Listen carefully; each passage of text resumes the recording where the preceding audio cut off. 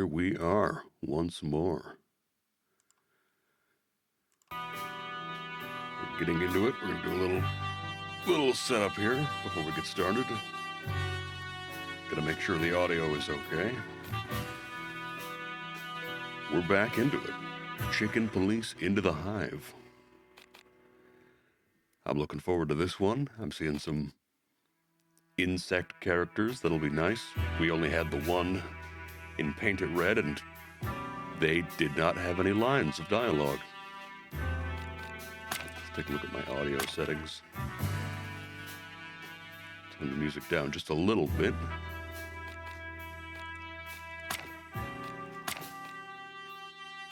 Check that out, check that out. Wonderful.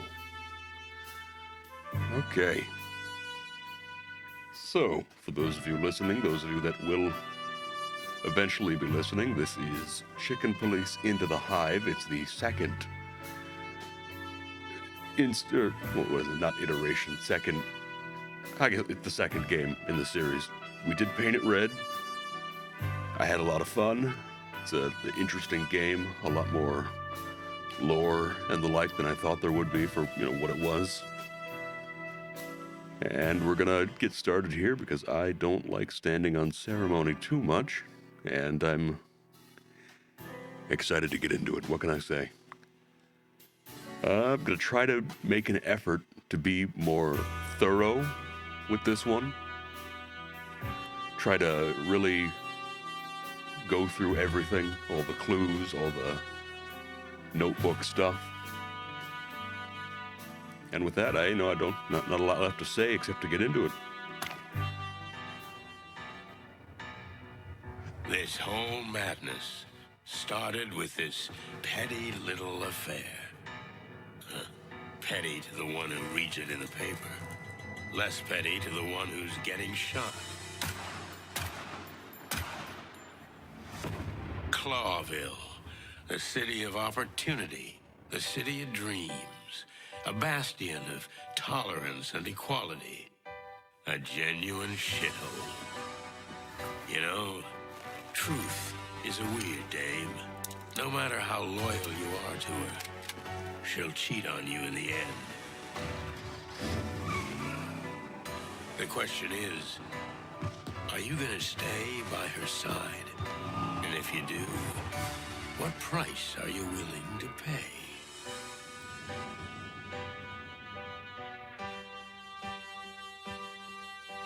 Wow.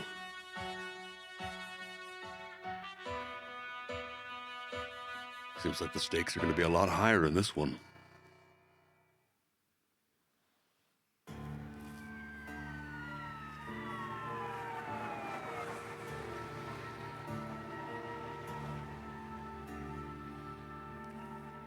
The poor schmuck was face down on the ground.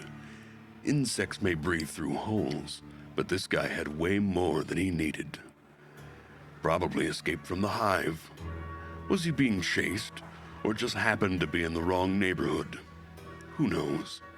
I'm a detective. Those are the questions I should be answering. But I knew there would be no answers in this case.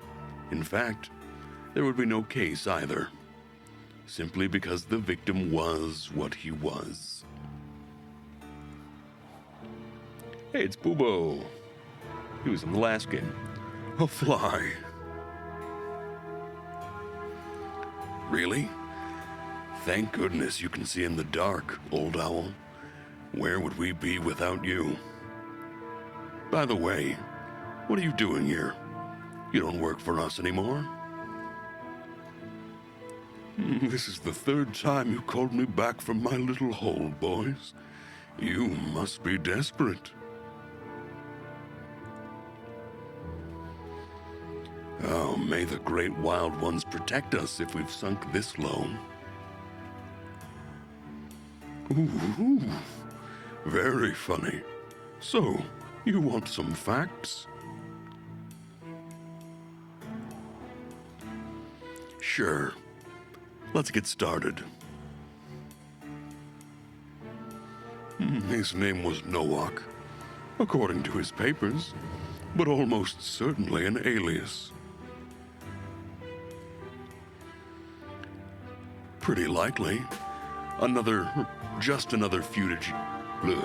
Just another fugitive from the Hive, eh? Who knows? All right, I'll snoop around a little, then we'll talk. Oh, I can't wait. And no drinking on duty, okay?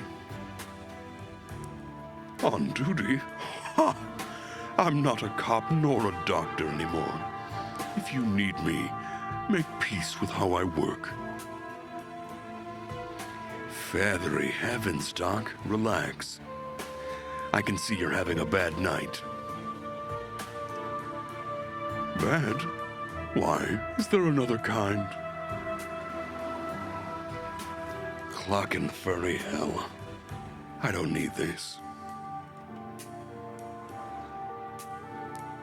So, a few sketchy facts about the victim are never enough. I had to snoop around, see if I could find anything useful. Even if I knew there would be no file on the poor bastard, it just seemed like the right thing to do.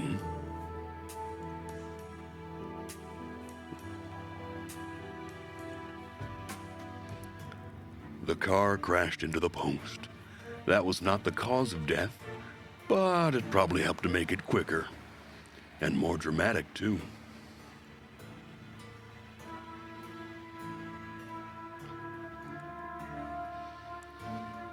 Another wonderful night in the City of Colors. Unless you're a cop. Or a dead fly, for that matter.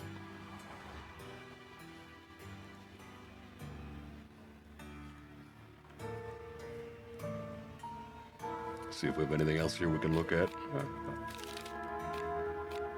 Got our profiles, and we'll read these. Martin McChicken. Chicken. Marty's been my partner for over 10 years, and even that time hasn't been long enough for him to really grow up. He's a crazy rooster, but without him, I probably wouldn't be alive. He's saved my feathery ass many times, yet for a long time, he felt like a colossal weight around my neck. But today, to be honest, I'd have a hard time imagining working without him. He's my big, white, feather-filled conscience. I'm glad that he's back. It gives me more license to practice my very inconsistent Scottish accent. Dr. Reginald B. Bubo, Eagle Owl. Booba Bubo. He used to work for the PD himself, as a coroner. Now he only has a private practice, and that is illegal, too. He sews up off-duty cops and sometimes even thugs if he's paid well enough, either with money or favors. The old fellow once had a good heart, but time has buried it deep beneath his rickety bones.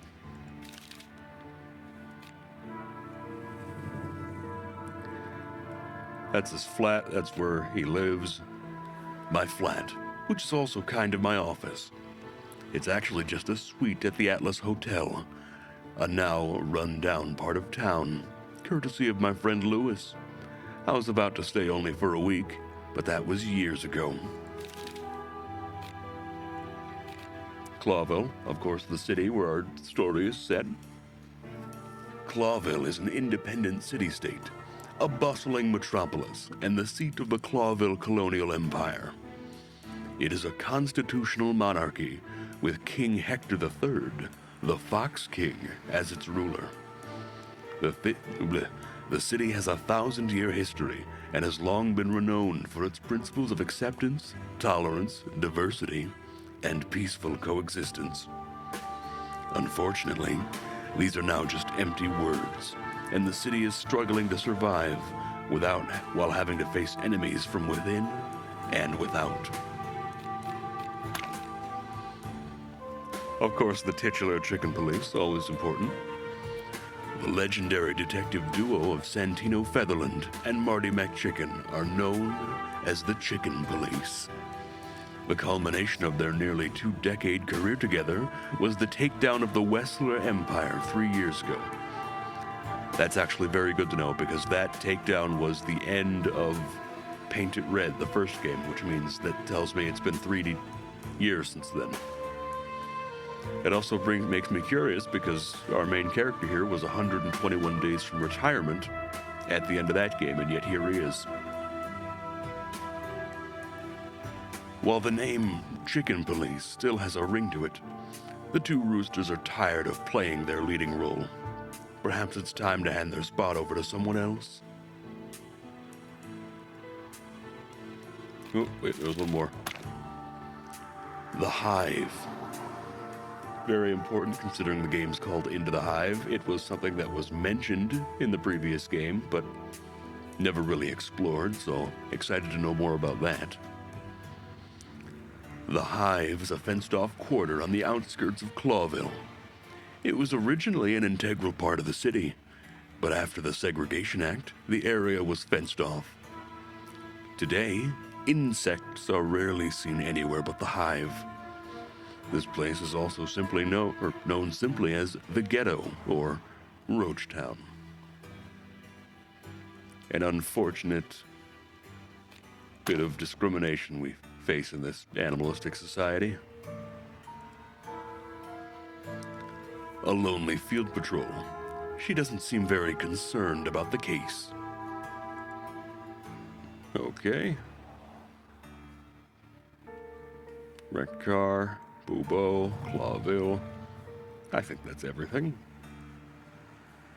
Ooh, the UI's certainly become more dynamic since the last game. I like that. Bubo was once a famous coroner. I wonder what you have to do to become a famous coroner.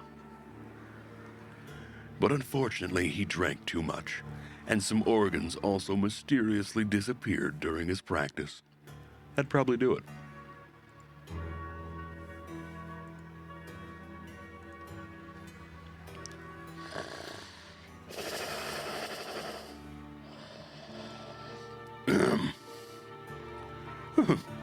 What?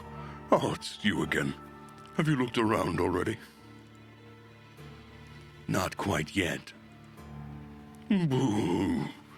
Then get on with it and leave me alone, will you? I'm thinking. I also snore while I'm thinking. New option, ask. Wonderful.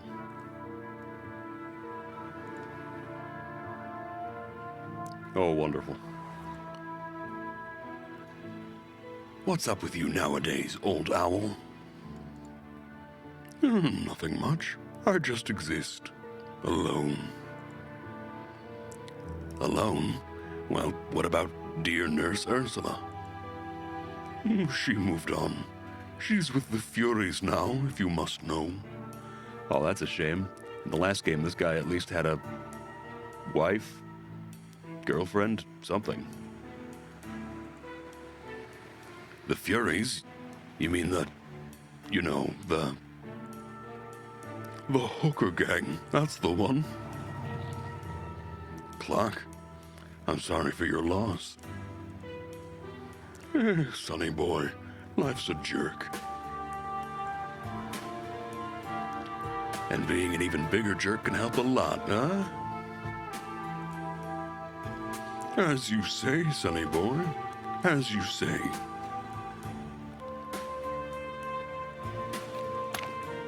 Alright, well, there's our ask function.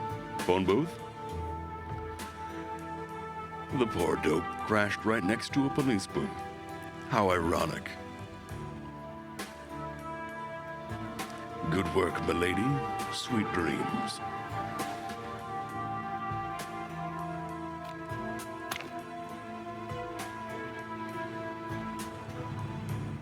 The Thames River. How much dark filth has its waters washed away? Swimming is not recommended. Is there anything else we got? Oh, we do have a new... The Furies. Presumably named after the Greek Furies. The Furies are a gang of mainly prostitutes based in the once famous Red Lighthouse, the sweltering Nile, once led by the legendary Madame Zawas, nicknamed the Mother of the City. But she has recently disappeared, and now no one knows who is running the criminal organization.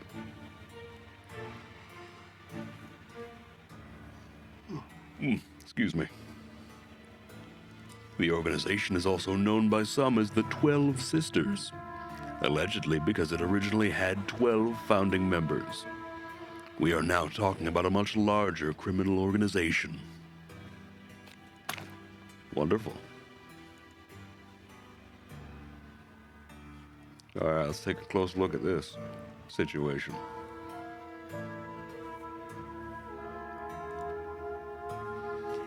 "9mm cartridge cases. They can come from either a machine gun or a pistol.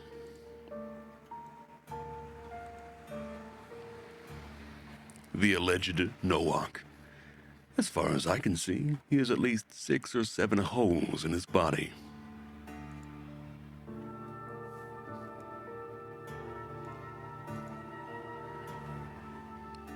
I don't know what I'll do with it, but since I've already picked it up, I might as well check it out. Oh.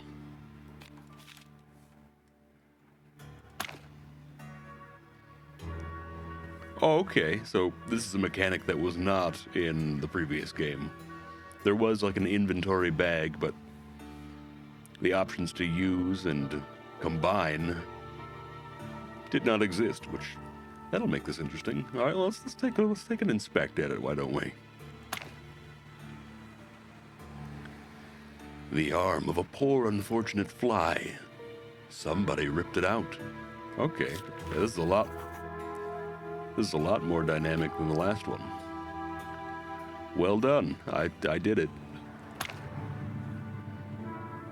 It seems to have been ripped out by the stump.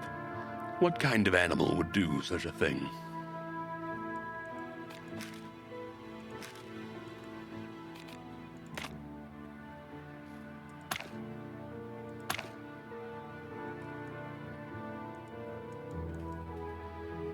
Okay, well, obviously I can't do anything with it yet, but the use mechanic is something. Okay. Anything else I can look at?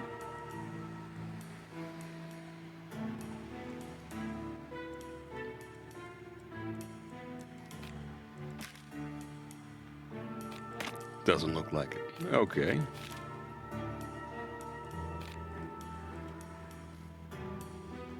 Some of his legs were removed. That's kind of odd. Maybe some kind of message.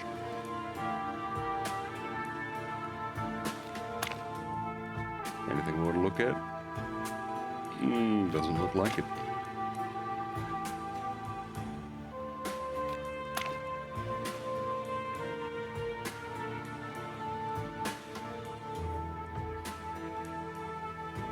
I expect your report by tomorrow morning, Doc. I can report now. Cause of death, shot dead. 7 times, probably with a 9mm semi-automatic pistol.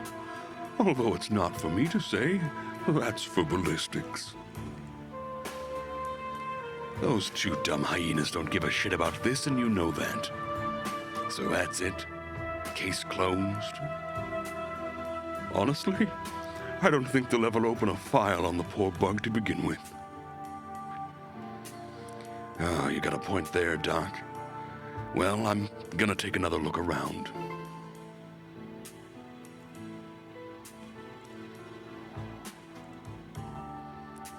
So what next? When you're done here, I'm going home. Let me know if they need a proper autopsy. It's a clucking circus. All the world's a circus, and all the men and women merely clowns. But we have to give the impression that we're on the case. Maybe I'll talk to the boss about it. Ooh, the hell you will. Yeah, you're probably right.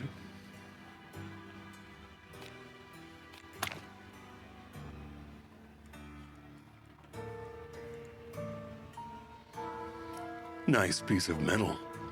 Too good for a down-and-out like you, buddy. Probably stolen, but I don't want to jump to conclusions.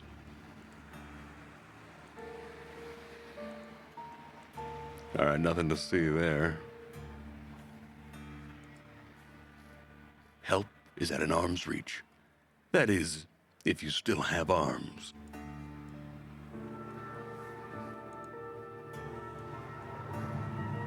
See if there's anything more to look at here. Shell casings. They've all cooled down. Who knows when? They don't tell me much.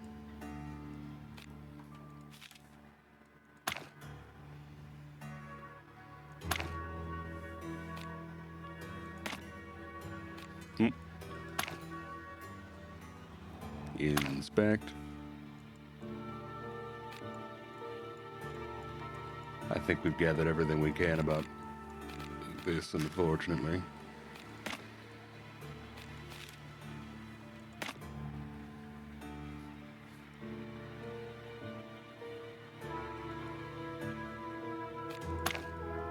Anything more to search about?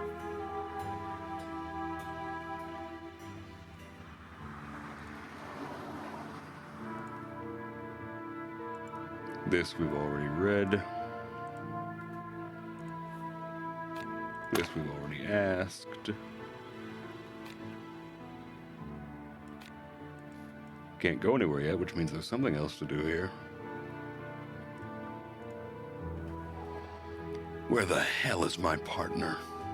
That's a good question.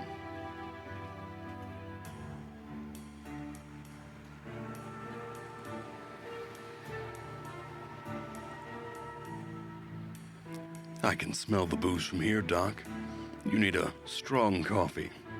Me too, for that matter.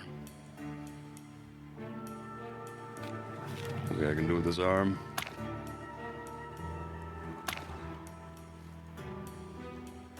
Can I use the arm on you, milady? Poke with it? Oh, there we go. So what about the severed legs? Are you bird-brained? Stop waving that thing around. You're a coroner. You're used to this sort of thing, aren't you? Everything has its time and place, boy. Can you tell me anything useful about it or not? The arms were carefully and individually plucked out, but only after death. Yuck. You think so? I'm sure of it. No sign of a struggle. Even his suit was barely wrinkled. Tearing off an insect's limb isn't so easy. He would have struggled if he was still alive. Oh, you could have been a detective, Doc. Not a good one, but a detective. Thanks. I've got enough misery of my own. Well, I guess I won't see you at the station. That's right. You won't. I'm only going there if they take me in handcuffs. I mean, I can help with that. I'm scared. So, that's our cue. Adieu, Mr. Nowak, or whatever your name is. Insect talk. Oh, I guess that asterisk should have been insect talk. I'll do a chittering noise. There you go. I didn't know you spoke insect. Oh, just a few words. I had a ladybug girlfriend before the Hive closed. I don't want to know about that. Oh, but it's such a juicy story. There's a lot of bang-bang and some kiss in it. What? Enough, okay? Okay. Big stupid bird. I always hated you. Why?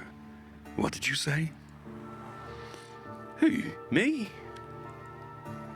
Not you, Marty. Boobo. Hey, what are you doing here? Boss, is there a problem? You look pale. like all the color's just gone out of you. Although, now that I say that out loud, it's like the whole world has lost its color. Which is ironic, considering that there is way more color on the screen right now than there ever was in the previous game. Oh, no, I'm not dreaming all this, am I? It's not a bloody clucking dream, is it? Hey, you tell me, boss. You're the famous detective. Oh, this is just a clucking nightmare. Actually, this is more like a game. Is it getting meta right now? What's happening? Hey, don't ruin the whole thing. Enough.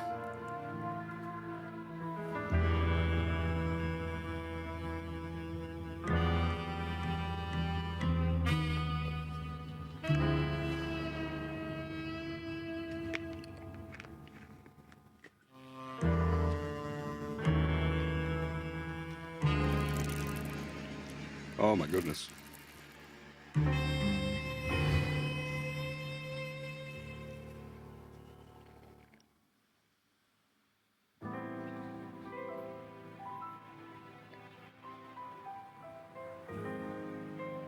And we're back at the Hotel Atlas. That old case with Bubo and then Marty showing up. What the hell was that supposed to mean? Oh, relax, old bird. You were dreaming. But she's not a dream. Who the heck is she? Oh, Cluck. I've got a terrible headache, and even worse, deja vu. Well, I hope she's not hiding a revolver under that pretty little cloak of hers. Because if she is, I won't be able to stop her. See, now this is the level of color I've been expecting from this game. That before was way too much. Oh, Cluck. Is my doorbell broken again? I'm sorry. I had to sneak in unnoticed. I'm gonna try to do a weird bug voice. I hope everyone can be okay with that. So, you're the sneaky type, eh? I'll make note of that. But feel free to sneak back out. I can't do that. Oh, here we go again. I need to make sure you're gonna help me. I don't know if that's the one I want to go with, though. Lady, listen. I don't even know who you are or what this is about. Promise. Yeah, we'll go something else here. Hold on. Promise me. Okay. I promise I'll listen to you. Just calm down. Good. I believe you. Splendid. Now let's start at the beginning. You know, I just installed the new lock on my door. How did you get in? What do you mean, how? The door was wide open. Is that so? Geez, in that case, of course, make yourself at home. Do you always go through any open door you see? I didn't intend to. Look, ma'am, I can't stress this enough. I don't do private cases. I'm not your average gumshoe detective. Oh, it's about time I wrote that on the door. You have to understand. No one can help me but you. Only the chicken police. I heard about your last case and... Oh, you can't imagine how many times I've heard this. And I'm getting really tired of it. All I'm asking is that you listen to me. Nothing else. After that, if you still feel you're not interested, I'll leave, and you'll never see me again. Well, that's a bargain. But before we start, can I see your face? I don't like talking to dark silhouettes. Oh, of course. Forgive me. And don't worry. I won't bite your head off. It's a mantis.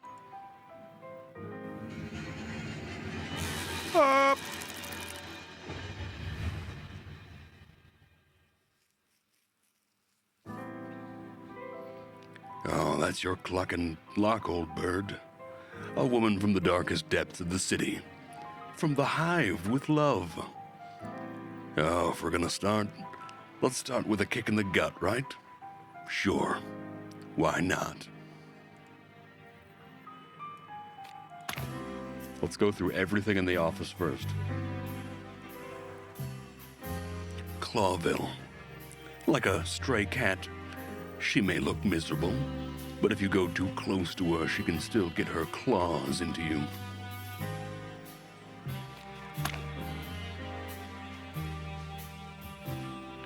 Oh, it's only a few days to go.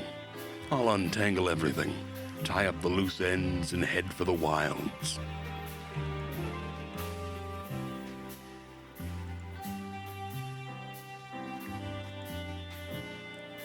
All the cigarettes in the world. What's up, buddy? Everything all right? Oh, damn. I'm starting to sound like Marty.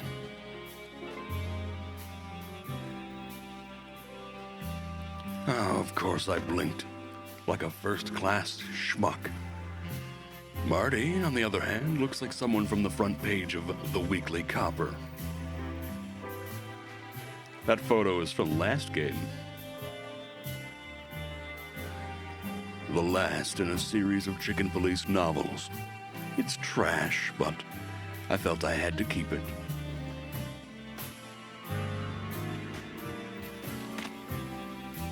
Let's see what else we got here. What do we got on the wall?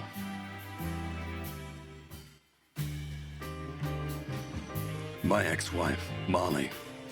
I've packed up all the other pictures already, but this, I'll leave for the ghosts.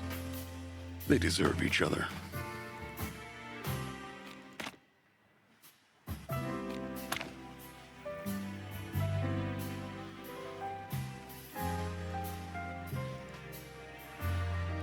Oh, I could retire any day now. It's up to me. Even my boss would be happy. So why am I still here? Good clocking question. All right.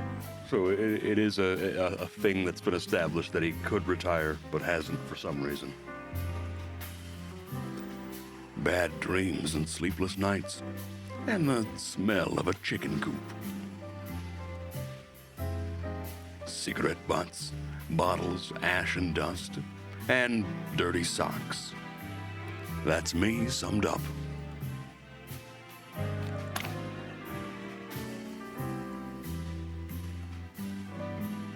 Got a sofa. Since my bedroom has been a hazardous area for some time, I use this sorry sofa as a bed. That bad, huh?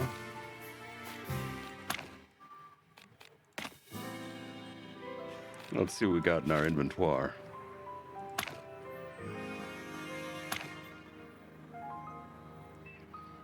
My badge. Proof that I belong somewhere, even if I'm not welcome. Probably not going to be any secrets in this one. I wouldn't think so.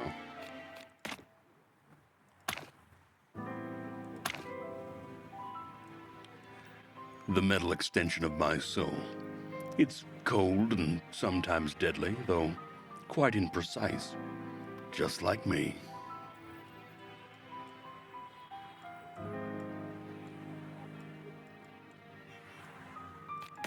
Alright. Wait, there is a secret.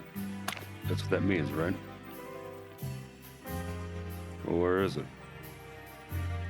I must know. Maybe I have to stare down the barrel. Scary. Well, we'll get to that.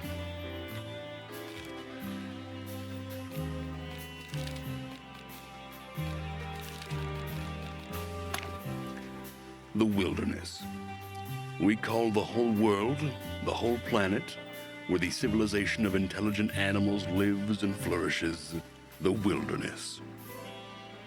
In the old days, it was called the kingdom, or animal kingdom. Today, it is more commonly referred to, Today, it is more commonly referred to as the globe. Although the wilderness is certainly the most used name, either when referring to the planet as a place or to animal civilization as a whole.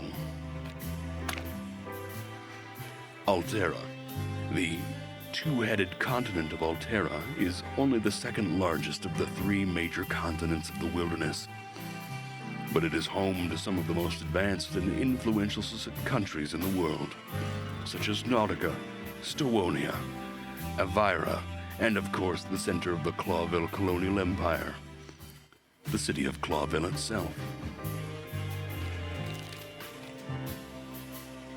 Who is this stranger? I better find out. They've been standing politely for some time now. This is the map. Can't really go anywhere else yet, of course, but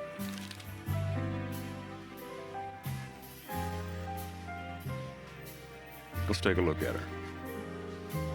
This woman, in this neighborhood, she must have made a very long and dangerous journey from the Hive to here.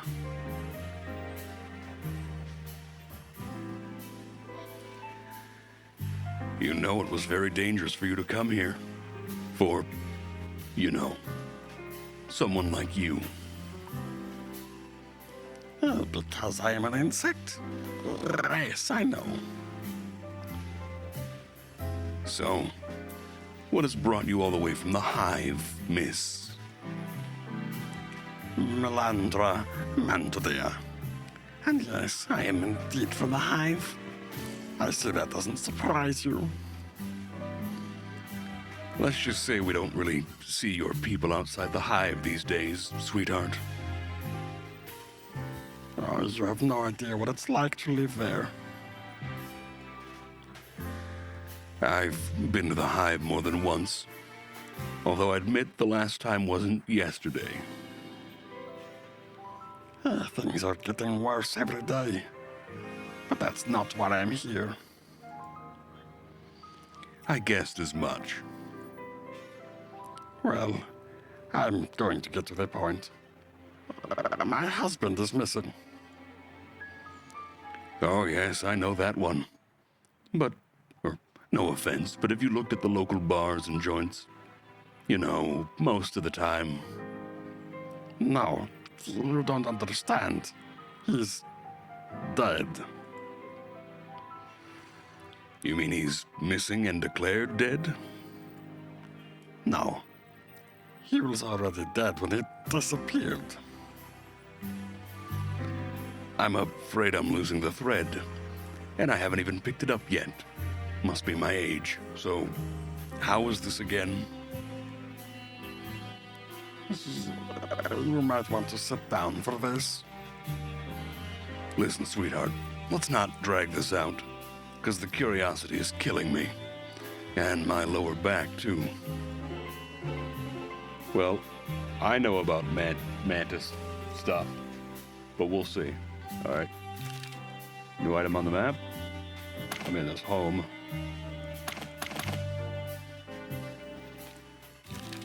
And we have Melandra Montedea, praying mantis. A mysterious insect lady who paid me a visit to brighten up my boring weekdays. Not that way, but rather with a case too mysterious not to take. Oh, one day my good heart will make me bite the dust.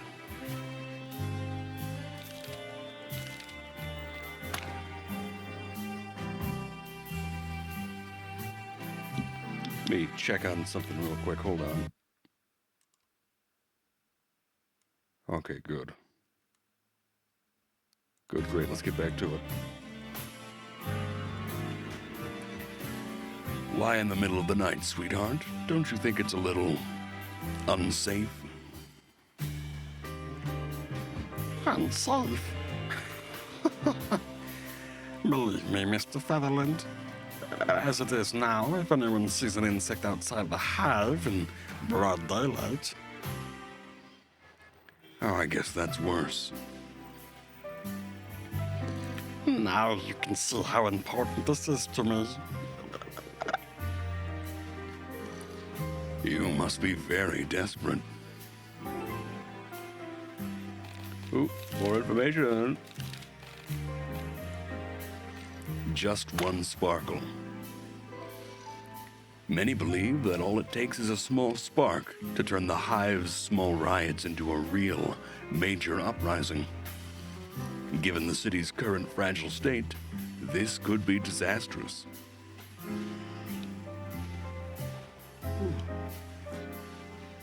With the memory of the previous Great Fire still fresh in the minds of Clawville residents, panic is almost palpable in the air. Everyone is waiting to see when that spark will fly. Well, that'll be something. So, are you ready? I'd like to dig a little deeper. It's not too painful, most of the time. Well, go on. That's why I'm here, Mr. Featherland.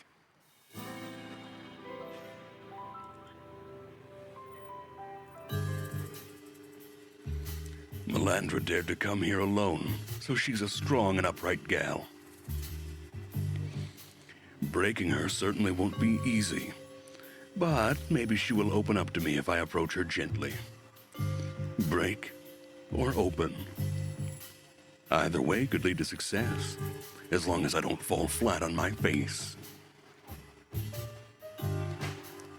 Let's start at the beginning, with your husband. Milo Masterson. Yeah, well, wait a minute. Masterson?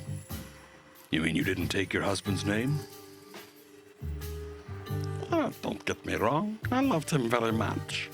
But in our family, women don't usually do that. It's a way of keeping our independence. Oh, I get it. And then a strong and upright gal. That's the thing we read before. This is our how much they like me meter.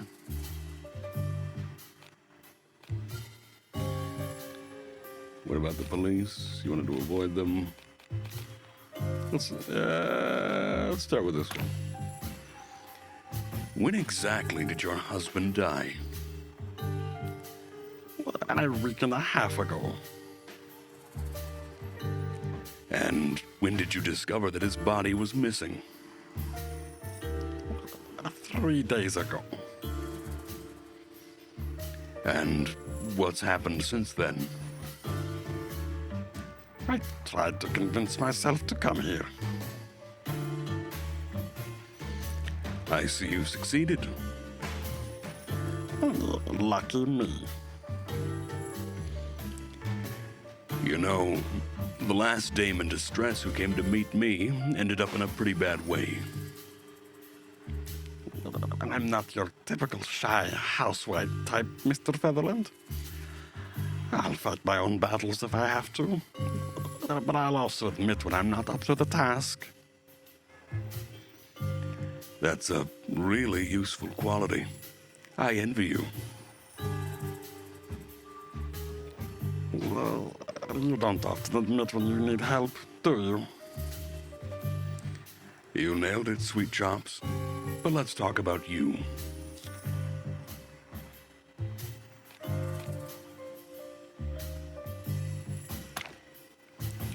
Can you tell me what your husband died of? Poisoning. You mean being poisoned? No, nothing like that. It's just, the water in our area is often contaminated. Sometimes it's seriously polluted. And food often arrives moldy or rotten. As they say, the road to the hive is long. Has anyone investigated this poisoning? Not that I know of. No official report was ever filed. There was no autopsy, no police investigation. We just buried him. That's what we do usually. Clocking hell. I'm a little surprised that you're upset about it. But I'm glad. That's how I know I'm in the right place.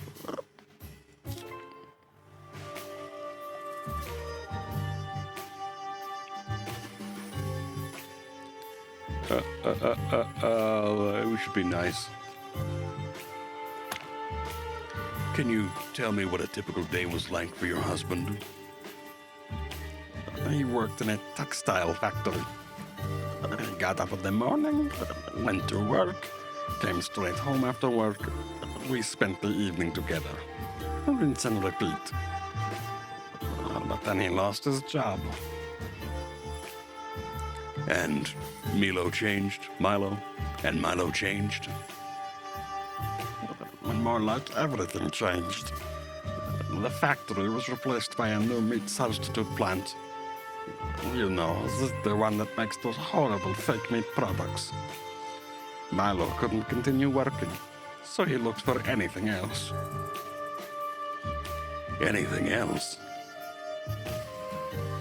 He shined shoes when he had to, ran errands, but nothing lasted long. But then he met a strange guy who pretended to be a private detective, but he looked more like a tramp. Wait a minute. One of those antlered guys? I mean, that stag beetle? You know him? Frank, half-armed Castellini? Oh, yes, I know him. He was the only insect in the academy. Then, not long before the Segregation Act, he got bounced out from the force. Milo helped him out for a while. All kinds of courier work. But he soon left him. He always said, Frankie's a troublemaker. Well, I can back you up on that.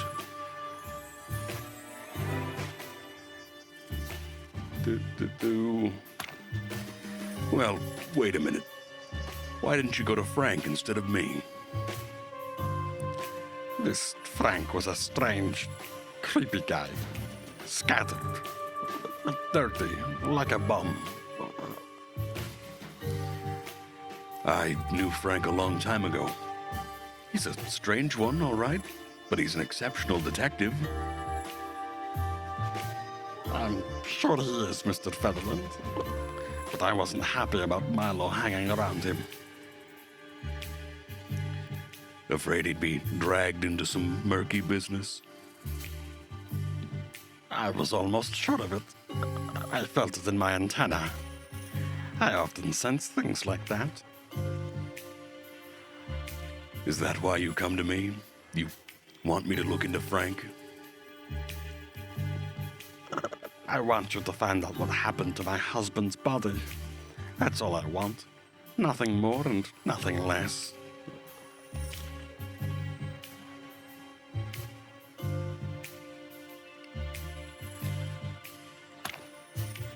What kind of personality was Milo? How would you describe him in a few words? Calm, patient, devoted. You really loved him, didn't you? I love him even now, Mr. Featherland.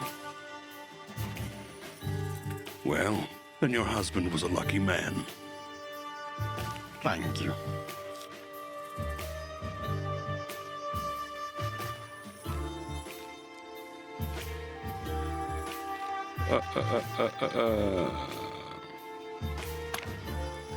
Did he tell you exactly what he did for Frank?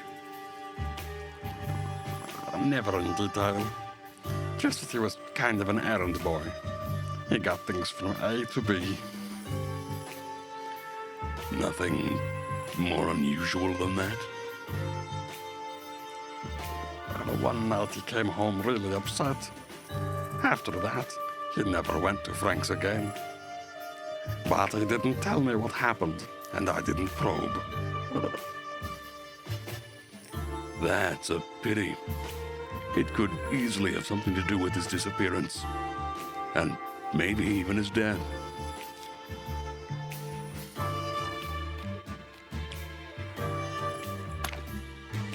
Do you really feel it's worth risking your own life?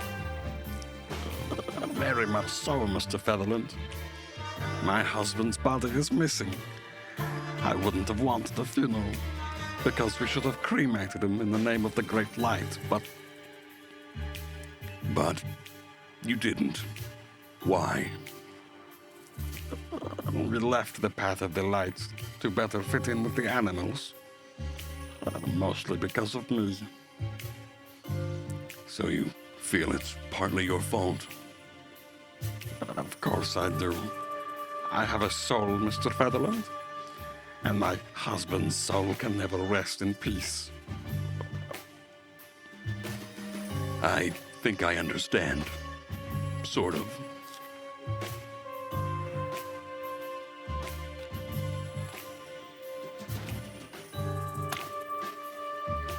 Listen, I'm happy to involve my colleagues in this. I am a cop, after all.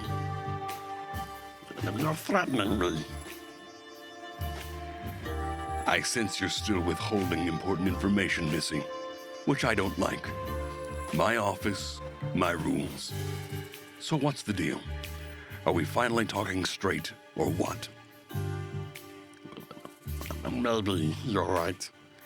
I wasn't exactly clear and concise. My husband wasn't murdered, but his body was taken. And I have no idea who might be behind it. At last, we're getting somewhere. Before the segregation law, Milo got me a job in town.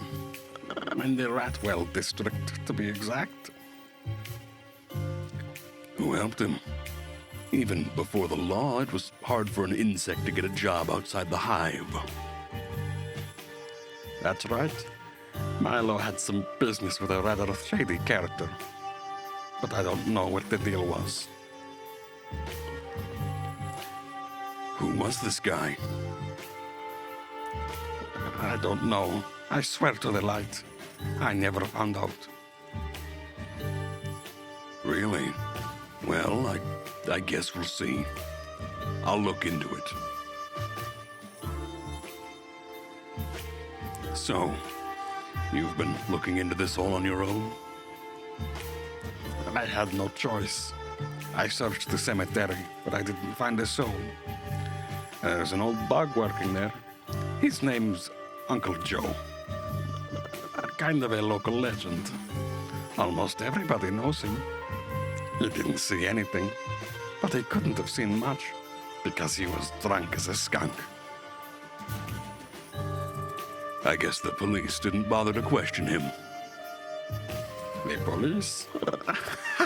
Please. Have others disappeared from the cemetery? Or just your husband? He was actually the third. And then 3 others went missing, as I heard. You say 6 bodies are on the loose? Don't put it that way, but yes. That's all I know. That's what I know. This Uncle Joe fella. What else do I need to know about him? When I talked to him, he was scared. I guess he was either beaten or threatened. Probably both. Well, thank you for answering my questions, Missy. So, the interview. That was it? You'd better not leave town. Stick around. It's the best thing to do. So be it, Mr. Featherland.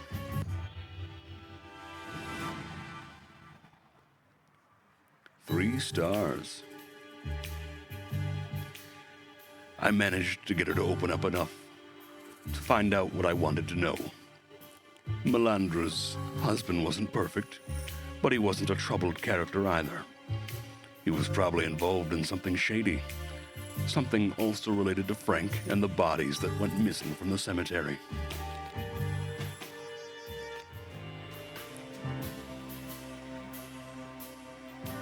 Oh, we got a bot. Look at that. Take care of you.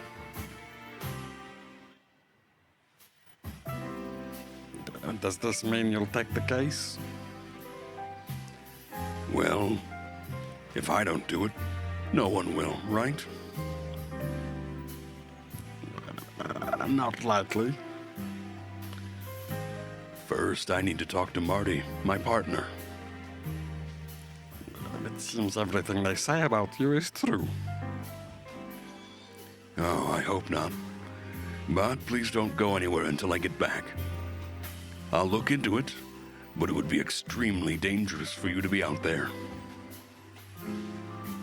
I don't want to be a burden, Mr. Featherland. Oh, it would be a much bigger burden if I had to go out and look for you. Maybe. All right. You're right. Good. Make yourself comfortable. Oh, clucking hell, what am I doing? The Hive? I swore I'd never go back to that place. Well, that's me in a nutshell. I stood there like a crumbling old statue. Meanwhile, my doom crept in through the crack beneath the door like smooth cigarette smoke. I could smell it. Oh, what can I say? Marty's going to be over the moon. Ever since the chicken place came back into the spotlight, he's been looking for trouble. Well, if there's one place we can get it, that's the Hive. But first I have to find that oversized feather pillow.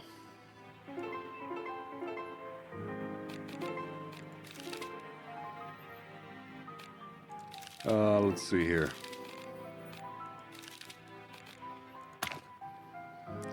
Frank Half-Armed Castellini, Stag Beetle. Oh, Frank is an old friend. And the best private eye in the Hive. And perhaps the whole town. Now he may have gotten himself into too much trouble for his own good, which, let's face it, sounds exactly like him.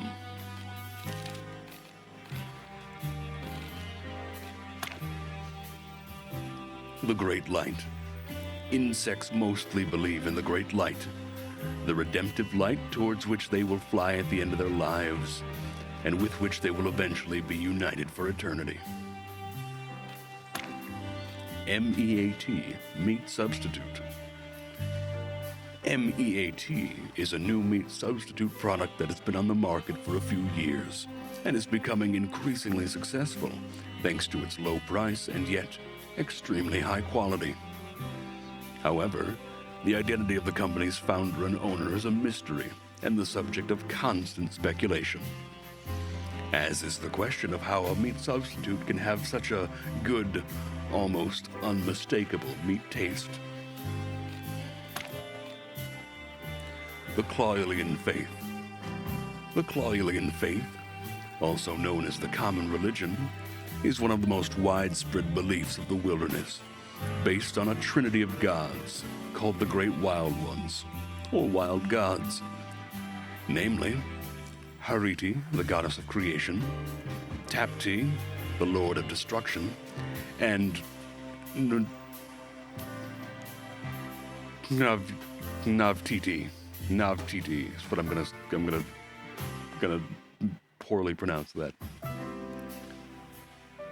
Nkavatiti? That's probably closer. The gender-neutral spirit of void and silence. The three of them maintain the balance between the never-ending conflict of creation and destruction, forming an eternal, unbreakable order. The Last Light, a radical religious cult composed largely, almost exclusively, of insects that believe in the power of redemptive fire. Clawville's leadership is seriously concerned that they are planning to burn the city to the ground. Fun, we got a cult. A flame cult. It's time to pick up my partner, Marty.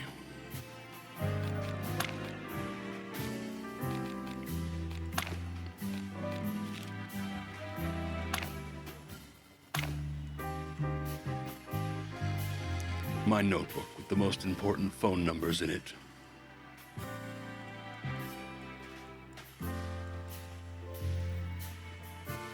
M for Marty? Nope.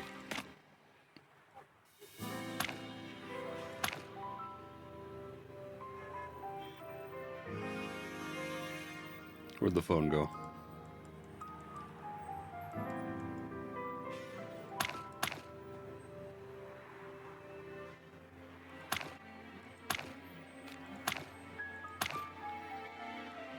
Inspect. M for Marty. Truly the biggest obstacle in my way. How to open a book.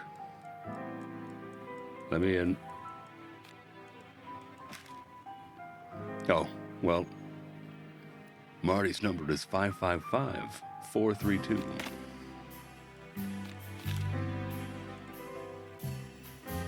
Let's see. 5, 5, 5, 4, 3, 2.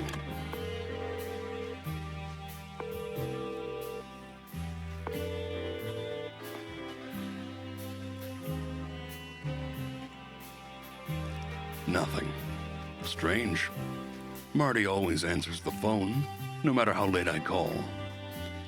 Maybe he's at the station. New item secret revealed.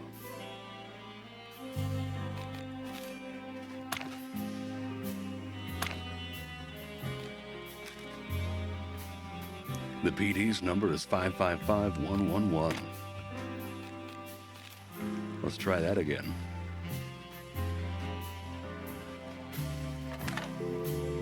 5, 5, 5, 1.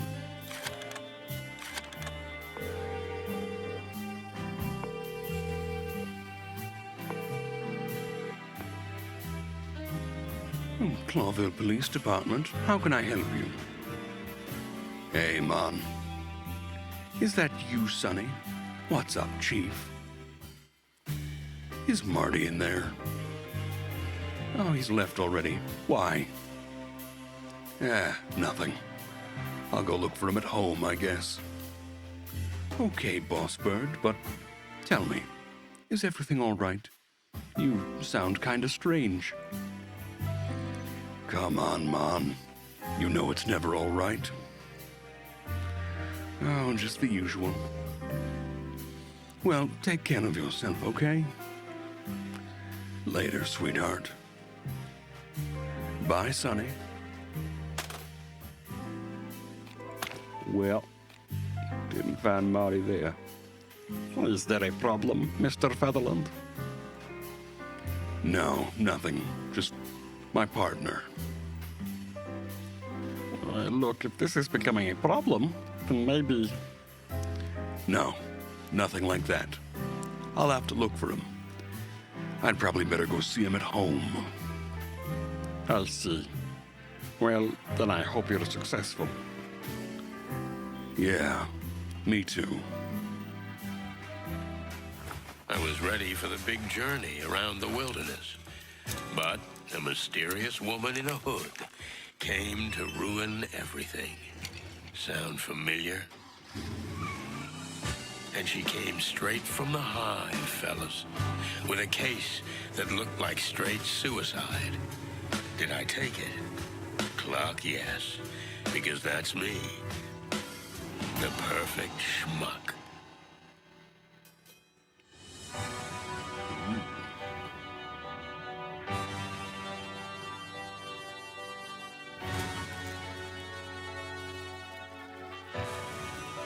Late title card. Look at that. The power of the crown has been weakened, and Clawville is on the brink of total collapse.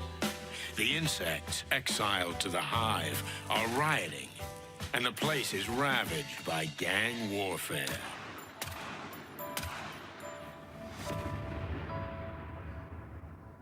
The city has always crawled with crime and filth, but now it's worse than ever. And what do? I jumped right in. Now, all I had to do was get Marty, my partner, to back me up. But he strangely refused to pick up the phone. I wonder what could have happened to him. You can't do this to me. You just can't.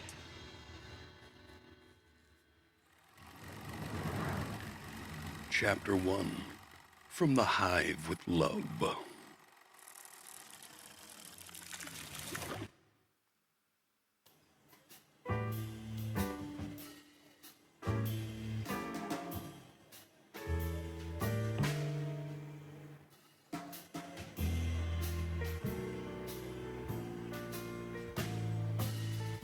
Well, obviously we're going to continue in noir mode. What the fluffy, feathery, scaly clucking of hell's going on here? Hey, buddy, you all right? Can you hear me, honey? That's not how this works. No, it's not. Marty? Hello? Marty? I've been drinking, right? That I'm drunk, huh? Marty. Hey, partner. Hey, buddy. Goddamn featherhead. You're tearing me apart, Laura. Oh, no chance. I've got to get him out of this state somehow.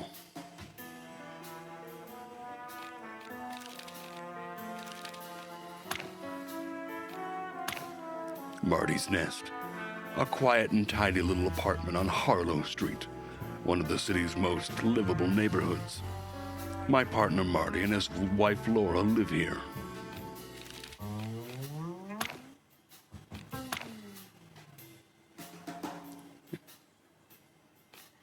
Something's happened to him. It's a tidy little neighborhood and a tidy little house with probably tidy little neighbors. Neighbors who don't deserve this shit show.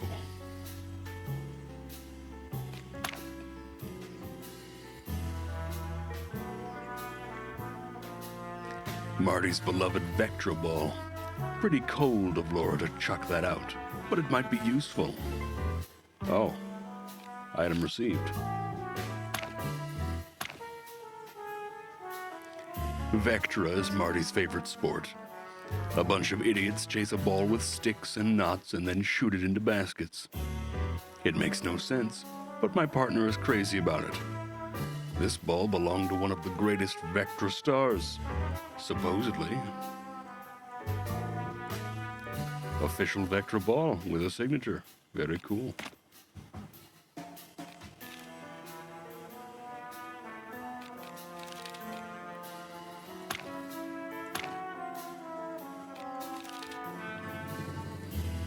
Let's look at the guy. It's impossible to dislodge him. I'll have to distract him somehow.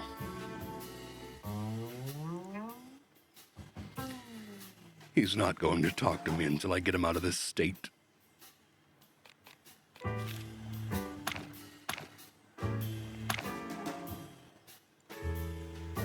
I know you can hear me. Everyone is listening to us. Don't you care? Oh, I thought he'd catch it, but okay. Ouch! Hey! Finally. Good evening, partner. What the hell, man?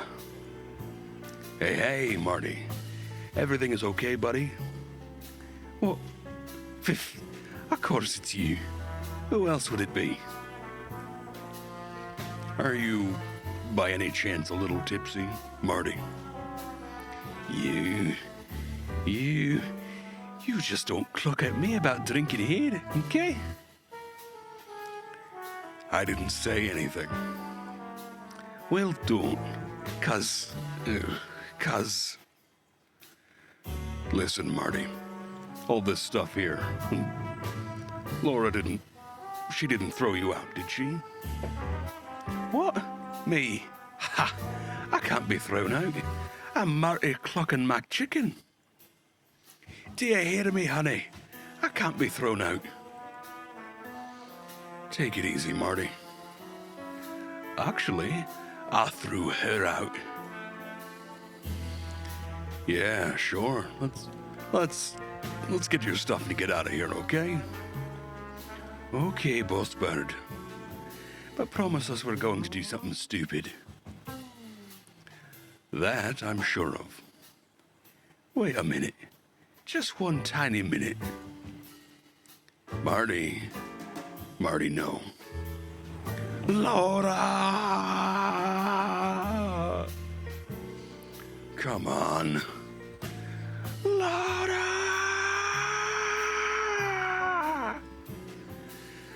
I can't actually be that loud right now, but you get it. Oh, for cluck's sake. Look, I got something in the car that'll help you.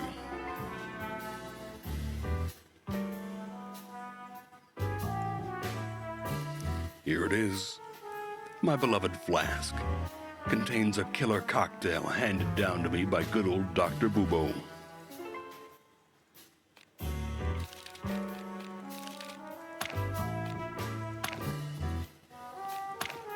This is a problem that can be solved with yet more alcohol.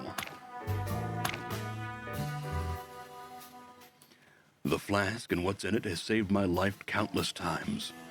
It contains a strange potion, the recipe for which was handed down to me by old Bubo. I'll take it to the grave with me, that's for sure.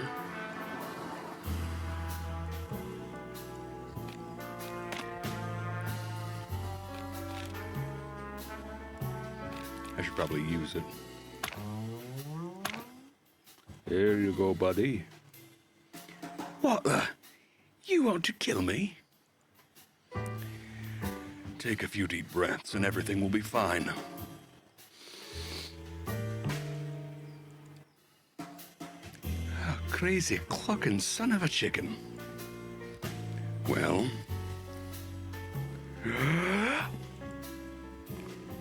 Better. Yeah, lucky you. There you go. But never again. Agreed. Shall we go? Yeah, I guess. If you puke in my car, I'll pluck you and cook you alive. Yeah, let's just get out of here. That's my boy.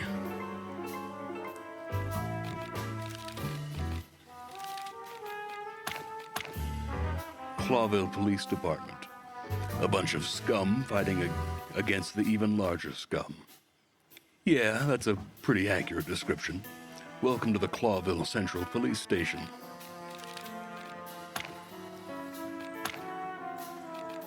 Was there more? Okay. Anything left to look at here, maybe? Trunk, apartment block.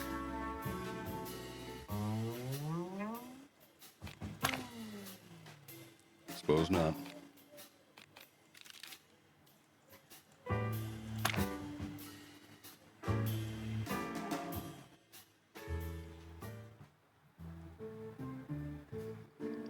Ice station, very nice. I'd never seen Marty so dead drunk. It didn't bode well for the evening.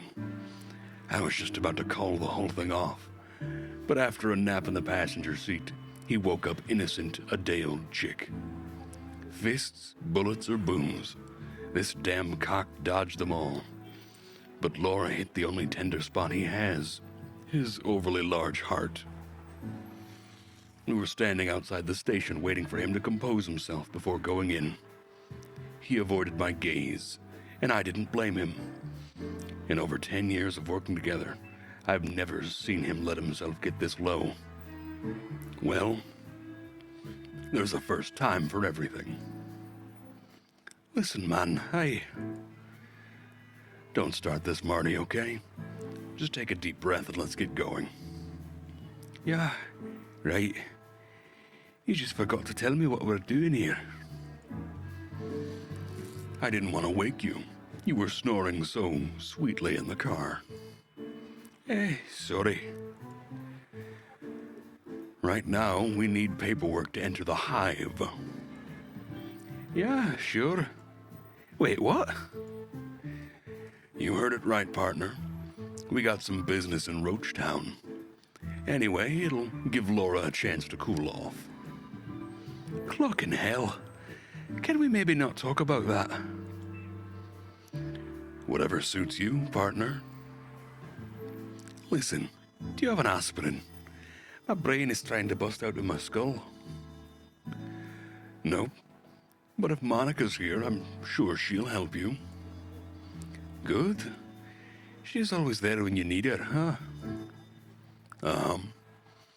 I just hope the old bone chewer won't be in. Blood boil.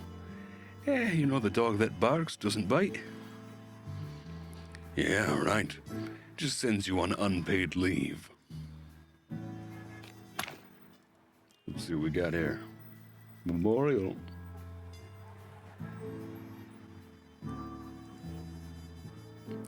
In memory of the Great Police Massacre. Rest in peace, comrades. All the friends we lost, even Clock and Phyllis and Royce. Shite. I would never have thought it, but I miss the two spiky bastards. Yeah, the Force won't get over that night anytime soon. Clover is really on the brink, right, buddy? Yeah, and don't call me buddy. Oh, yeah, sorry, boss bird. Okay, so those two porcupines were in the last game, which means something happened to them. That's Monica Rosen, Hummingbird. The real mother goose of the Force. Receptionist, nurse, and friend in one fragile, tiny body. With all the good and bad of those roles. I can't count the number of times she has done us an unrepayable favor, putting her own beak on the line. Oh, dear Monica, where would we be today without you? The police massacre. Phyllis, Royce, Jardine, and many others. 12 members of the Clawville police force were killed in a botched raid when they were caught up in a gang war between the Scalybacks and the Golden Fang clan. This city has not seen a brutal shooting like this since, although many fear that if the rampaging gangs and clans are not contained, the incident will be repeated.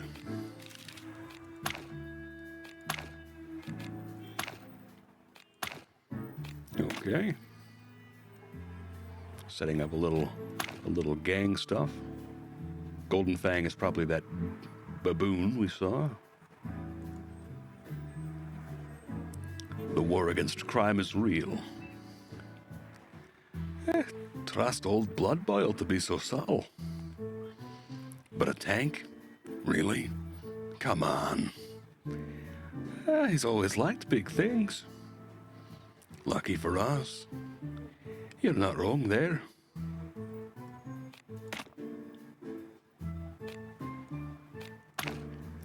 Memorial. I think that's everything.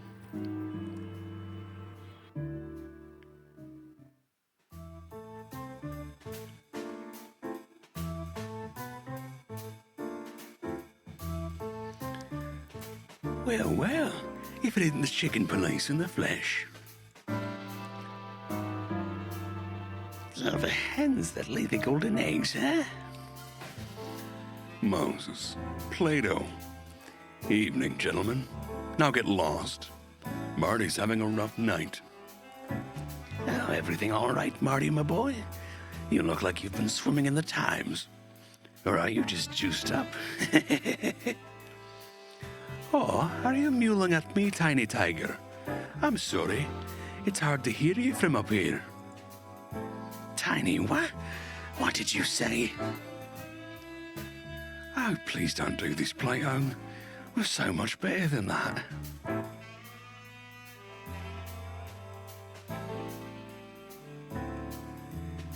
Oh, for Cluck's sake.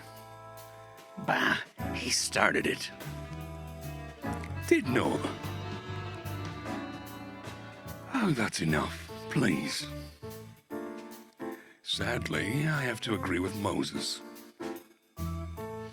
Okay. Alright. Hobo line, that's pretty cool. Moses Wildflower, Tibetan Sand Fox. Moses is a real enigma. He is said to have been a prodigy even as a child and solved his first predation case at the age of 12. But whatever his brilliance, it doesn't change the fact that he is a cold, snobbish, and quite insufferable character. Moreover, he and his partner Plato have always coveted our position as two of Clawville's most successful detectives. Not while the chicken police are around, my friends. Plato is a Plato Manuel Palladius, Pallas' cat. Plato is a veteran who, for some strange reason, is now trying to forget the horrors of war by serving on the Clawville police force. If you ask me, he picked the worst possible place to do that. But what do I know? Anyway, he's Moses' faithful sidekick, shadowing the sly fox wherever he goes.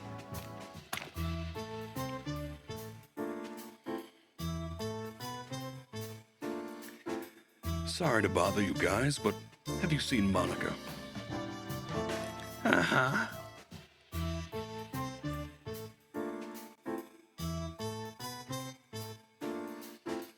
And can you tell us where we can find her?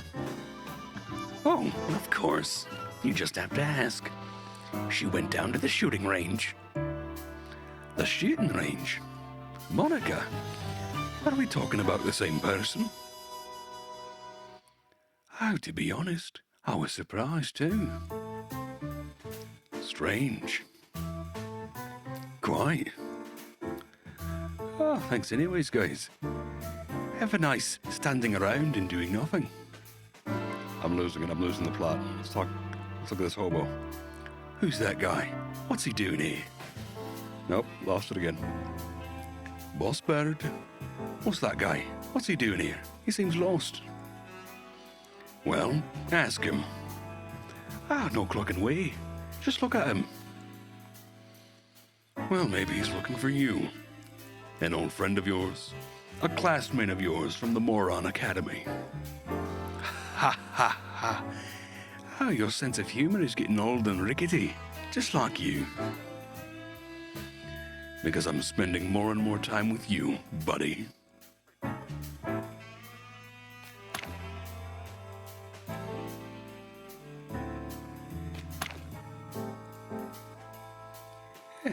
Weird to see the front desk without Monica.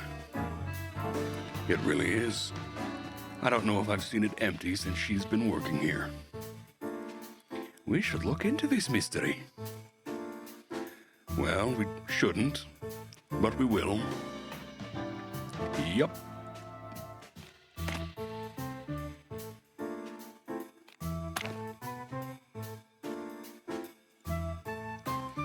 It's been dead for years. Besides, Marty was the only one who drank that garbage.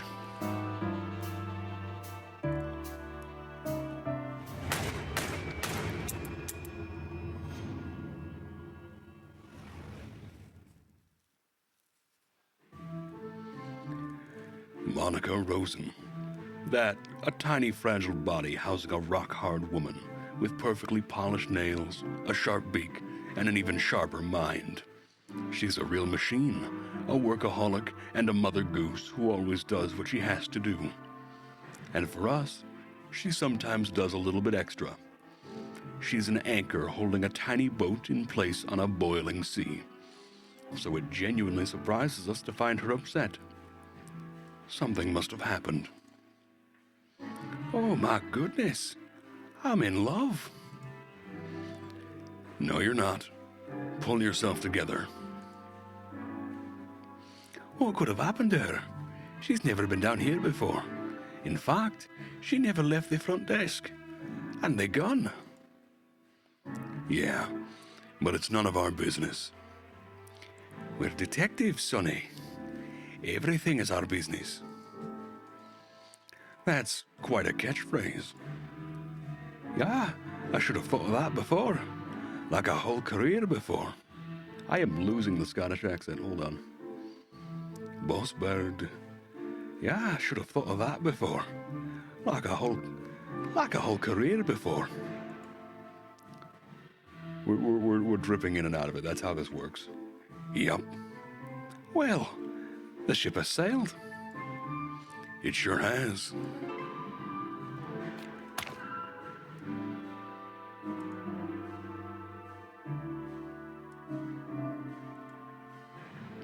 Someone here has a sophisticated sense of humor. I think it's pretty apt. Ha ha ha. Wait a minute. This wasn't you, was it? What? Me? Don't make fun of yourself, Marty. It's so childish. Yeah, I'm watching you, old bird. Yeah, leave me alone. I'm watching you, old bird. What's this?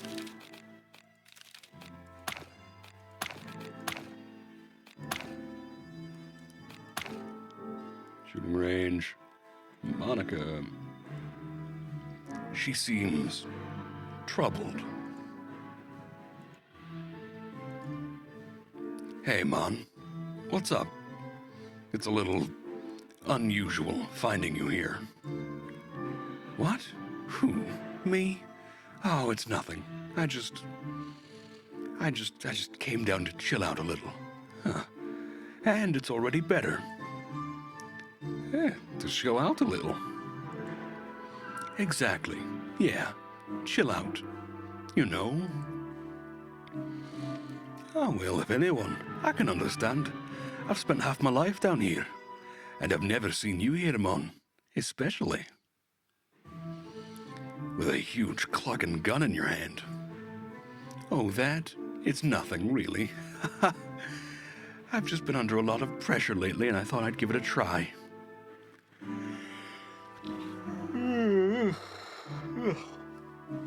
Excuse me. It felt pretty good, honestly. Amen, sister.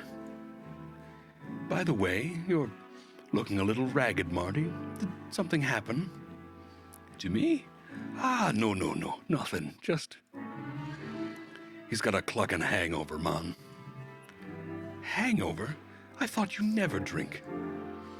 Well, first time at the range for you, first time at the bottom of a bottle for me. Looks like it's a night of firsts, huh? Fair enough. I'm not pushing. Thanks, Mon. Anything I can do for you guys? I assume you're not here just to chill out, right? Sharp as always, Mon. We were looking for you. Well, I'm here, so shoot. No clue. Something's really bothering her. However hard she's trying to hide it, Monica has something on her mind. I'm worried about her. It would be nice if we could find out what happened to her.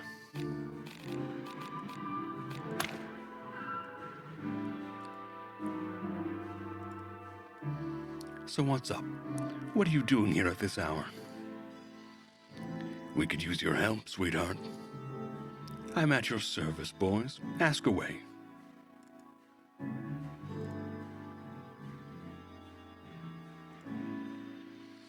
Do you happen to have an aspirin? Do you happen to have an aspirin? Marty's pretty useless right now. I've got a jazz band in my skull. I think a trumpet solo is playing right now.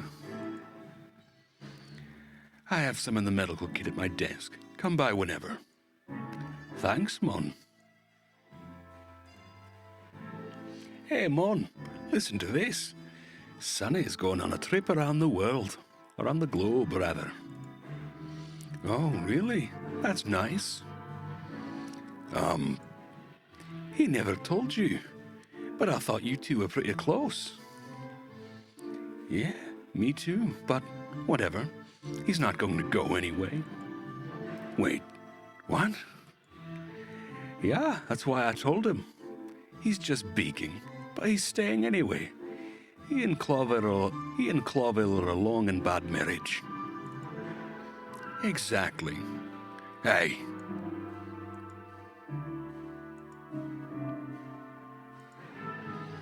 I'm standing right here, okay? Yeah, okay. Hello, Sonny. How are you? Grr. So, we need the papers to enter Roachtown, Mon. Furry heavens, Boss Bird. I knew this day would come, but so soon? What day would come? The day you finally get yourself killed. But why do you have to drag poor Marty into it? He's still so... Well, he's not so young anymore, but he's still full of hope. Thanks, I guess. Sweetheart, we just have a case there, that's all. We can't do it from the outside. Why don't you ask that bug friend of yours, Frank? Oh, why don't you ask that bug friend of yours, Frank? He's helped you out more than once, hasn't he? I think part of this is about him. He might have gotten himself into trouble. Again. And you think you're the ones the poor residents of the Hive need? This is important, Mon. I mean, this time it really is.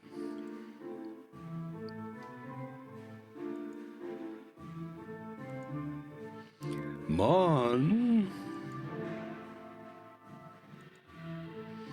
Wild heavens. Okay, but you owe me one. Again. You're an angel. Oh, yeah, I am. I'll add it to the list. How does it work? I'll give you the permit at the front desk, but you'll need another detective to sign it as witness, because you can't count on the boss's support. Ah, no problem. I got Marty. No, you're partners, so I need someone from the station who's not Marty, but equal in rank to you. Okay, maybe Boscarelli, that shaggy bone chewer. Oh, he had a tough case in the Calavera Hills. Some serious cat fight, you know. He's got cat allergies, so he's on forced rest. Well then, there is no one left but Moses. And Plato. You're like two eggs, boys, you know that? But yeah, you're right. They're the only ones you can count on right now.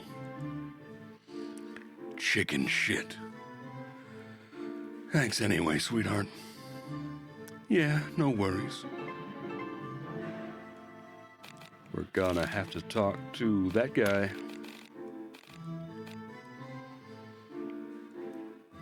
Just a favor.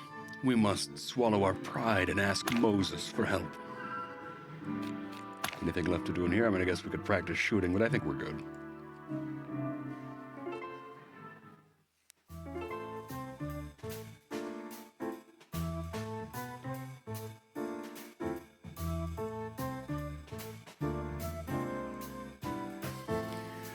We hear the gangs have been getting a little loose in the Hive lately.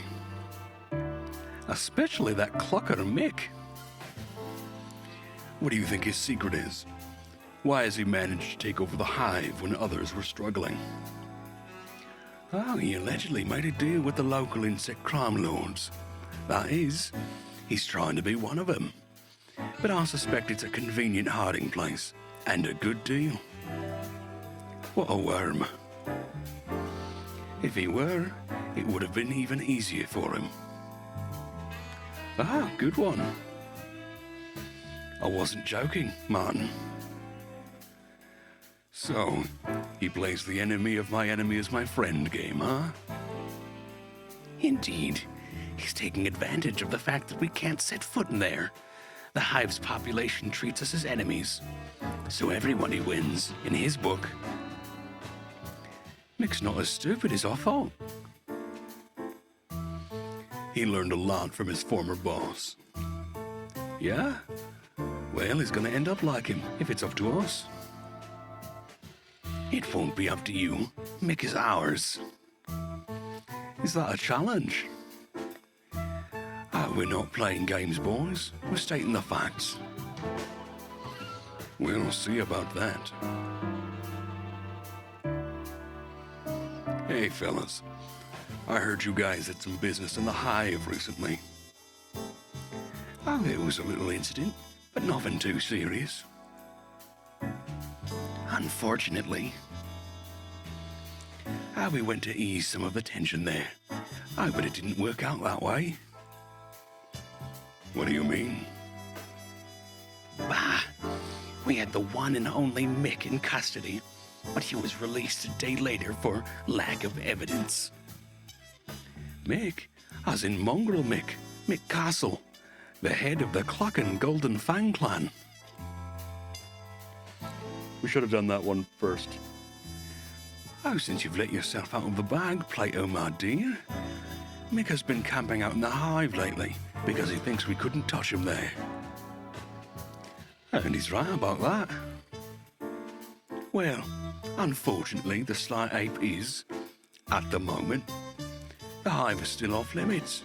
And since we don't have any incriminating evidence against him, he's untouchable. And paperwork? If you have it, you can get into the Hive, right? Wait, why are you guys so interested in the Hive? Are you going to? Innocent curiosity, Moses. Nothing more. Well, interesting. We'd better be going. Don't take any wooden nickels, boys. You're welcome.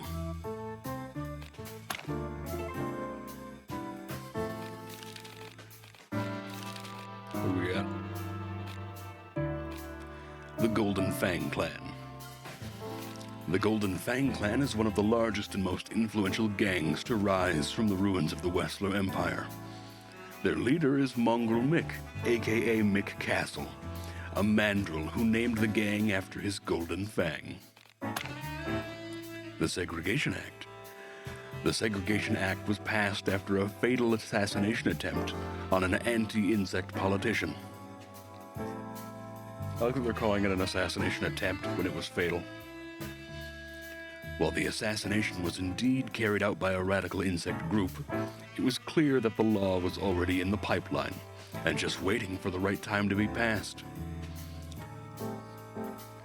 The law prohibits insects from being outside the Hive without permission, and also imposes a night curfew inside the ghetto, although the latter is not enforced, as there is almost zero police presence in the Hive. Crime lords of the Hive. The Hive has its own criminal gangs. Perhaps the largest and most influential of these is the so-called Great Web, led by a living legend, Zenaida the Spider Queen.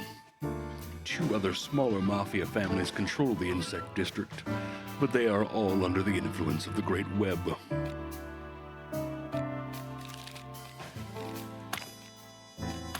Very cool.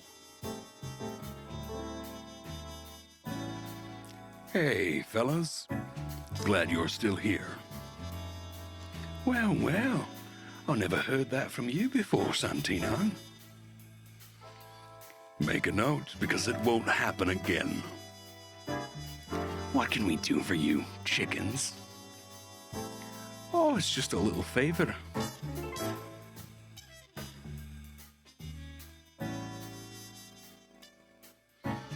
So, we have a small favor to ask. Oh, that's what I call a surprising turn of events. You're telling us? I'm not gonna mince words. We need your signatures for a permit. Oh, so you are going to the Hive. I thought so. You thought so? Listen, a friend of ours is in trouble. What kind of trouble? The life-threatening kind. That could be said of almost anyone in the Hive. Moses, please. We're both on the same team, right? Fine. But you owe us one. We're used to it. These ain't just words, chicks. Once we help you, you help us. No questions asked. As Plato says. So, We got a deal? Oh, cat shit. Okay, Moses, but I'm not gonna shine your shoes. Ah, we'll see. Let me know when you have the paperwork. We will. Ah, that was easy. Too easy. We'll regret this, believe me. Ah, they're gonna ask for something humiliating, right? Those two are competitive. They're not unprofessional, but they could put us in danger. Beyond what we already face. I'm losing it, I lost it again. Beyond what we already face. It's gone. Exactly. Well, Boss Bird, what's new? Our lives are in... Oh, boy. Let me find it again. Hold on. Well, what's new? Scottish, Boss Bird. Marty McChicken. Our lives are in constant needless risk-taking roller coaster, for which we get nothing but a series of scars and nightmares. Immediately gone. Right. Oh, Boss Bird. Let's get this guy in Aspen so I can figure out the accent again. Success. But at what cost?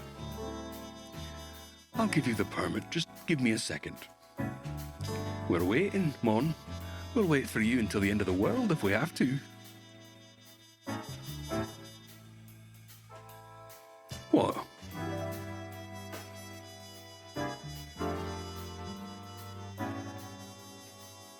My head's still splitting. Just take this. Thanks, Mon. You'll be all right in a minute, you big chicken. Oh, you'll be all right in a minute, you big chicken. I hope so, because right now I've got a feeling this is going to be my last night. Hey, no cryptic prophecies, Marty. You have proved right too many times. Yeah, okay. What about the old marrow bone? Blood Boil? He's been busy lately. The king is determined to end the gang wars, and Blood Boil is his trump card. You mean his lapdog? Anyway, it's about clocking time we put this place in order. You're not the only one who thinks that. It seems our king has seriously changed lately. For the Wild Ones, someone replaced him with his evil twin. That's the plot from the last game. Ha, very funny. But it's more likely to be his new advisor behind it. New advisor, huh? Are we talking about abroad? Bingo. Getting a little tingly on your comb, hotshot? Something like that. So they even rolled the old dog back in. Yeah, he has to go to parties and other public events all the time. He's got a bad stomach, but he's got to attend if he wants the crown to support the police with even more funds. Can't imagine the old timer in a tuxedo. It kills him, but he's doing it for us. Oh, what a martyr. Don't be so mean, Sonny. But that's my trademark. So, everything all right with you, sweetheart? It's really unusual to see you here. Sonny, guys, it's okay. Really, I'm fine. I'm just blowing off some steam. With a bunch of bullets. As you say, Marty. Well, okay, Mon.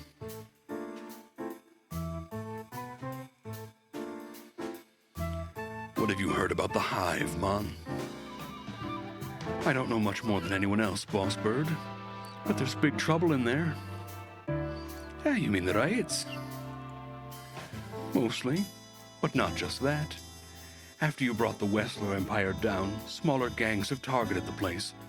And if I'm not wrong, Mick's mob has already settled in there. Yeah, we heard about that.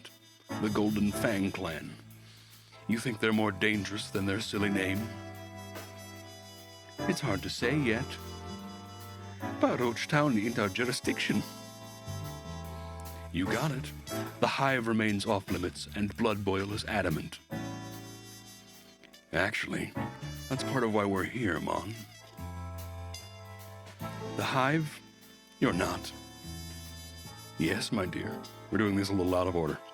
We're going into the Hive title card, and we need your help. Here, just get Moses and Plato to sign it, and you're done. Oh, we can jive. We can jive with this anywhere in the Hive, huh? Jive in the Hive? It's just a piece of paper, Marty. It'll be useful once you set the Hive on fire, and you need proof that you had permission to be there in the first place. Nice. But the Hive has its own life, its own rules. Its residents won't be impressed that you have a piece of paper issued by the Clawville PD. In fact, I wouldn't wave it in public if I were you. Understandable. Thanks again, sweetheart. You saved us, as always. Come on, it's my job. Well, no, but I'm happy to do it for you. Oh, you make my heart melt. Let's go before we have to call an ambulance. Take care of each other, boys.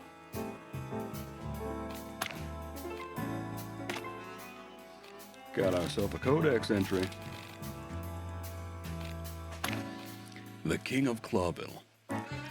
The King of Clawville is King Hector III, who is colloquially known as the Fox King, a reference to his species, but more to the fact that the people of Clawville...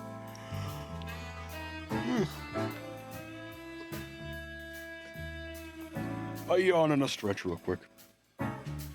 But more to the fact that the people of Clawville know their monarch as a rather shady, opportunistic, and sly figure. In any case, the king has proved rather weak when it comes to fighting organized crime. And at the moment, his main concern is making peace with Stowonia. While Clawville needs a strong leader more than it has ever needed since its creation. The fall of an empire. The most recent high-profile case of the Chicken Police ended with the collapse of the Westler crime empire. While at the time this raised high hope among the public and brought the detective duo back into the spotlight, it soon became clear that they may have done more harm to the city than good. The gangs that broke away from the empire have been warring for power ever since, while their rivals have also grown stronger.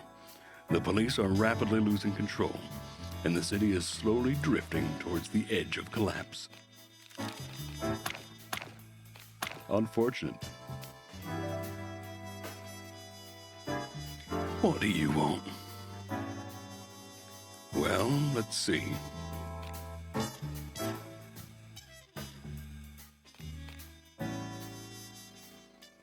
So we have a small favor to ask. It's surprising, turning us. We're going to skip through this because we've already done it.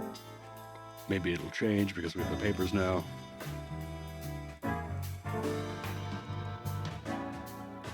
Nope, guess not. The Detective Genius and His Pussycat. Oh, I should have known.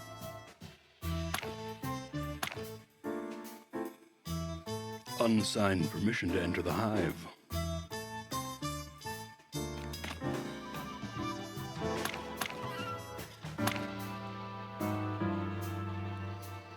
Here you go, fellas.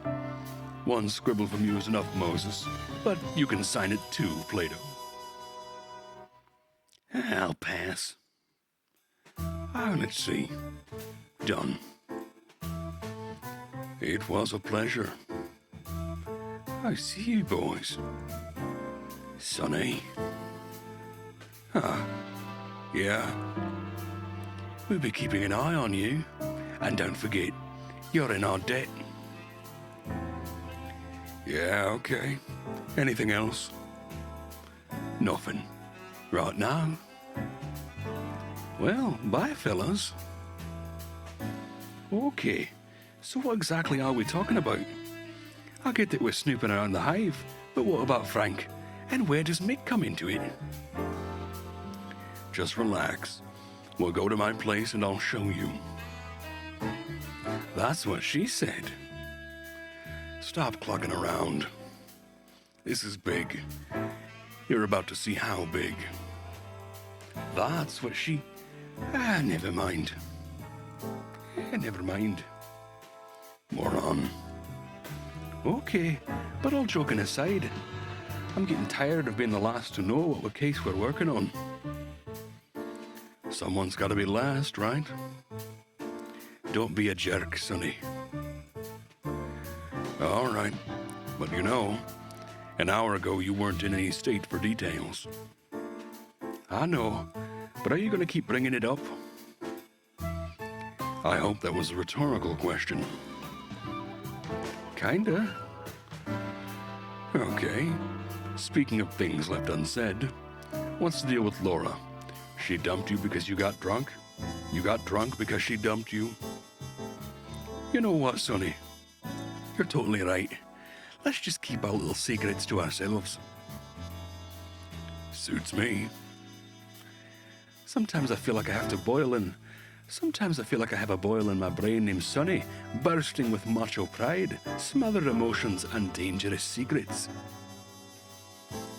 Because you read too much chicken shit. Yeah, right. Oh, that's a lot of stuff. The building is just like the people who work in it. A complete wreck.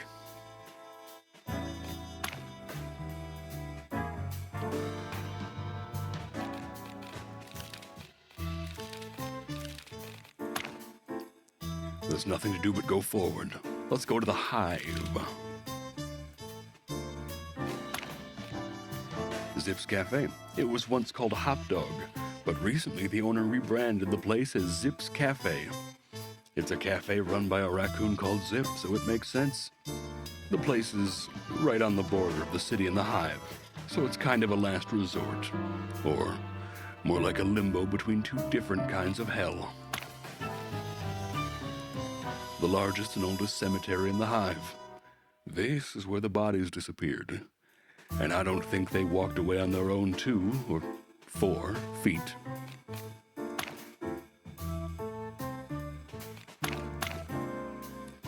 Frank, the best and probably the only private eye in the Hive, lives here.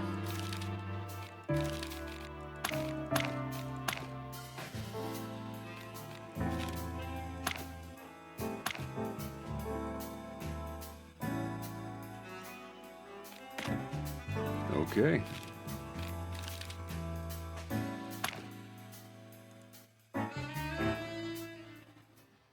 Oh, wow. What are all these boxes? I told you, didn't I? I'm leaving this dump and going on a round-the-world trip. Of course, you said 1,000,000 times. But you've just never started on it. Well, this time I did. About a week ago, I think. You've come this far in a week. Man, I can see you're really determined. Good work takes time, okay? I got a lot of stuff to pack. Who knows when I'll be back? Maybe never. Until then, Lewis is renting the place out. Oh yeah, what's the deal with good old Carrot Shredder? He's doing pretty well since he breathed life back into the hotel. He started renting out apartments to some pretty shady characters, but still, it's a start. Shady characters? Like you? Maybe even worse. Oh my. So it's not just him and me living here anymore. That's great. You can finally socialize a bit, which you love so much. Ha ha. Very funny. I guess that's one of the reasons I have to leave. Can't stand change, huh? No wonder, at your age. Ha ha again. Anyway, now that Laura's kicked you out, I'm sure Lewis will be happy to give you a room. Or a closet. Just don't be too close to me. Old sour rusty cock. I didn't even hear that. Yeah, because your hearing is already gone, old parrot. What? Marty? Okay, I'm done. But you didn't say there was someone here you could introduce me to. Oh, Clock. I almost forgot. But she's gone. Oh man, you must have been hallucinating. It must be one of those old age things. Shut the clock up. Well, Mantis is gone.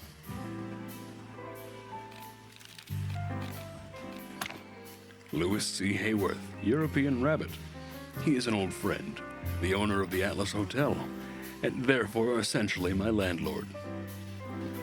He comes from an old, prominent Clawville family, but after his parents lost their vast fortune, the young rabbit had to get back on his own feet.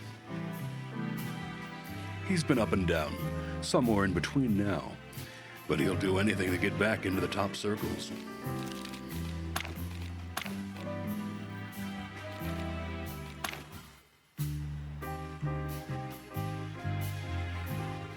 So, another doomed damsel in distress. Just the usual, huh?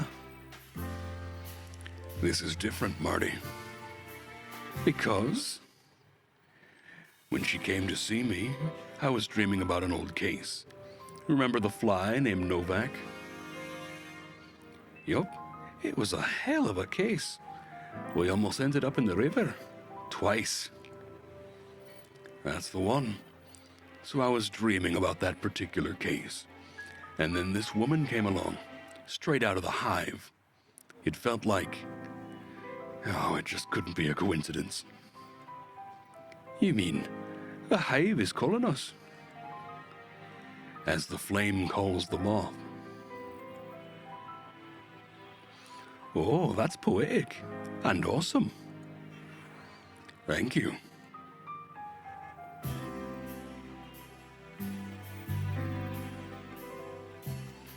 Listen, Marty. I've got something I've been trying to tell you all night. Well, go ahead, boss. You can always be honest with me. You look like shit. Thanks, man. Jerk. What was that? I said jerk. Oh, yeah, I got that right.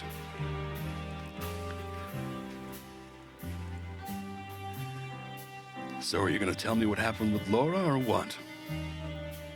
Let's leave it. It's too fresh. Okay, I get it, pal.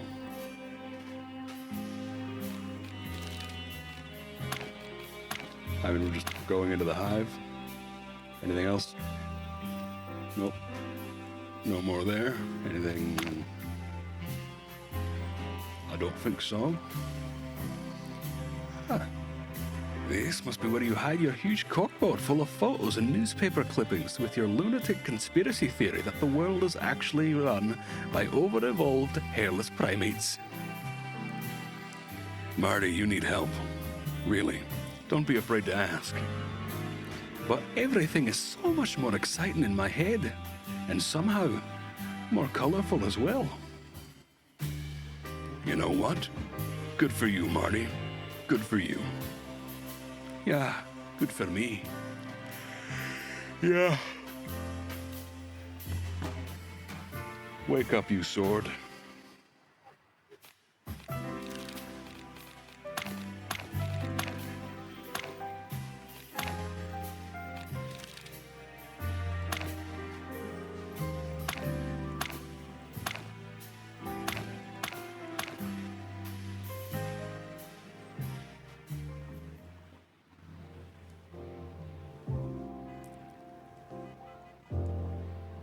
Zip's Cafe, we serve anyone. Here we are, formerly known as Hop Dog, now called Zip's Cafe. Everything changes, huh?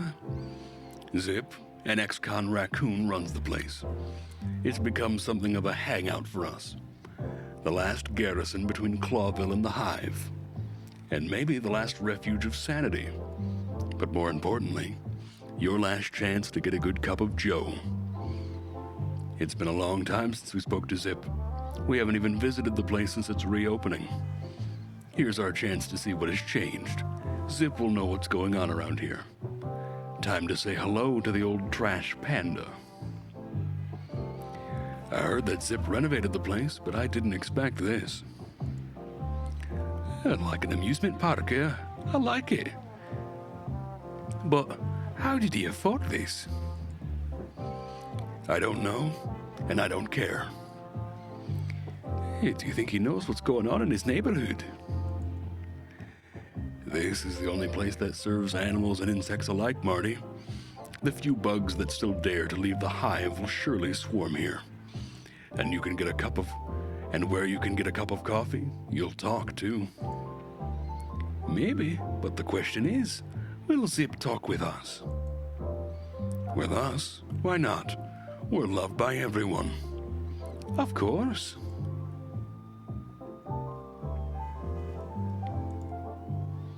Apparently he couldn't afford a new car. These things are unbreakable, my friend. The old cars were made of real stuff, you know? Well, we managed to wreck yours a couple of times. It keeps on rolling, right? Hey, you're not wrong there.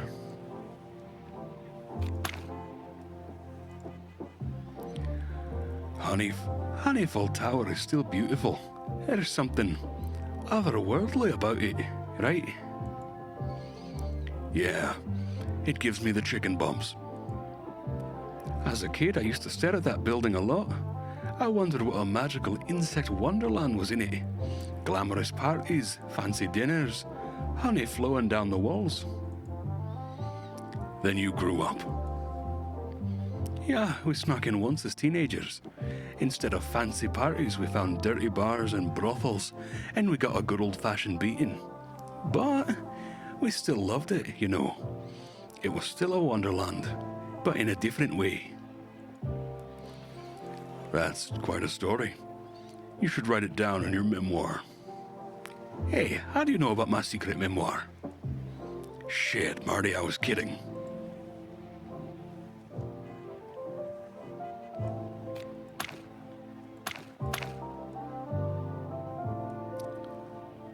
Let us talk to the boy. Look at the little paper boy. Maybe he knows something. I mean, if he doesn't know, who does, right? He is the news. Oh, you should have been a philosopher. I know.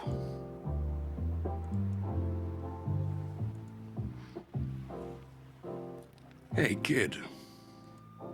Here it is. Here it is. The brand new Clawville Chronicle. Yeah, we know. Tell me, do you stand here often? I stand in a lot of places, sir. The news has to go everywhere. Here's the Clawville Chronicle. Fellas, stop yelling, kid. Listen to me. Yes, sir. Excuse me, sir. Do you also take a newspaper into the hive? No, sir.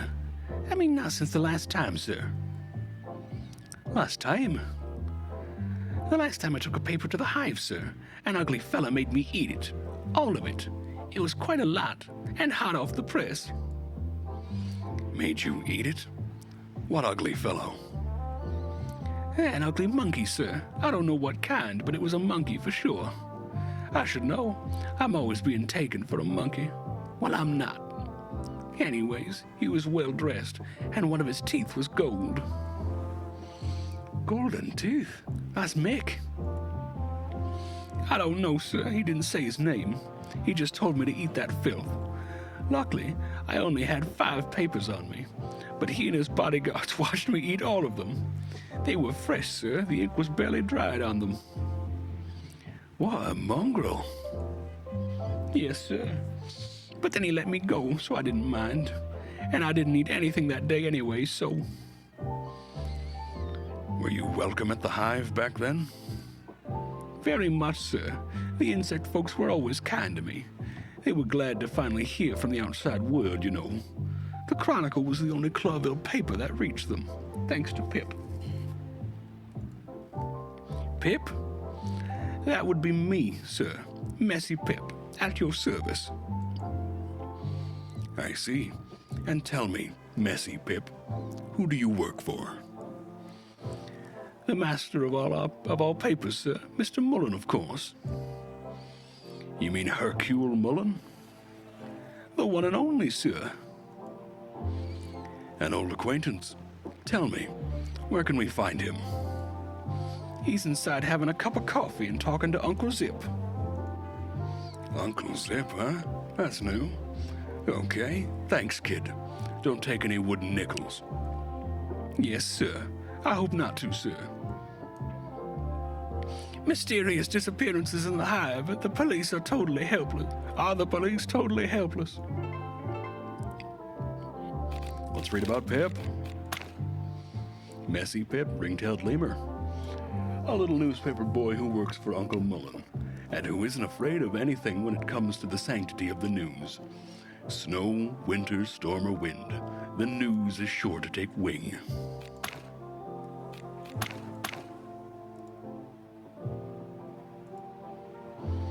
A wolf and a lamb, huh?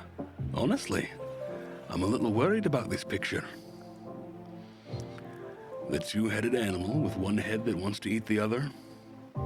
Yeah, right. The new Unity Church. Crazy cannibal cultists. Don't rejoice in advance. They're probably just deluded fools making their last stand. Ah, you're no fun at all, Boss Bird. I know. I have a bad feeling about these sects. You always have a bad feeling, Marty. Yeah, true, but sometimes I'm right. That's why you use a shotgun, huh? Yeah, you don't have to aim and you still have a good chance of scoring.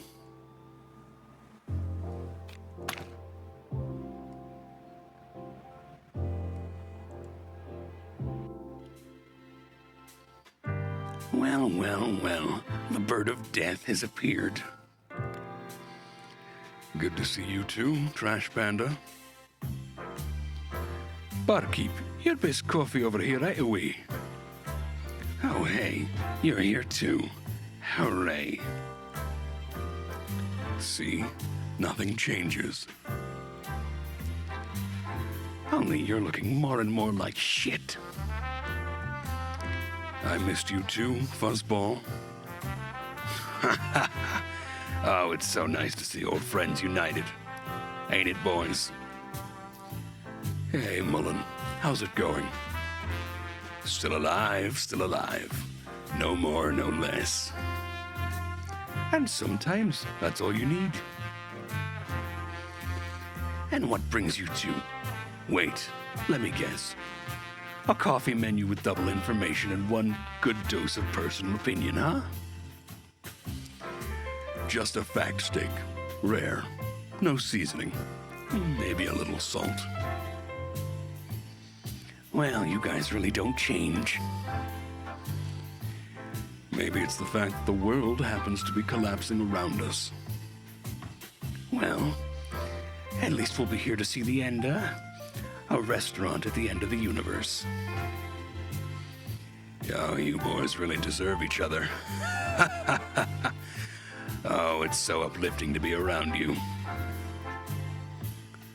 Sorry, old man. You're absolutely right.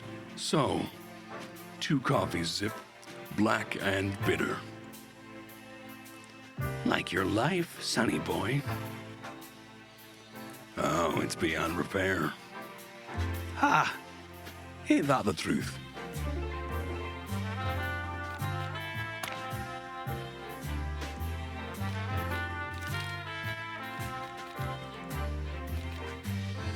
Zip H. Murphy, raccoon.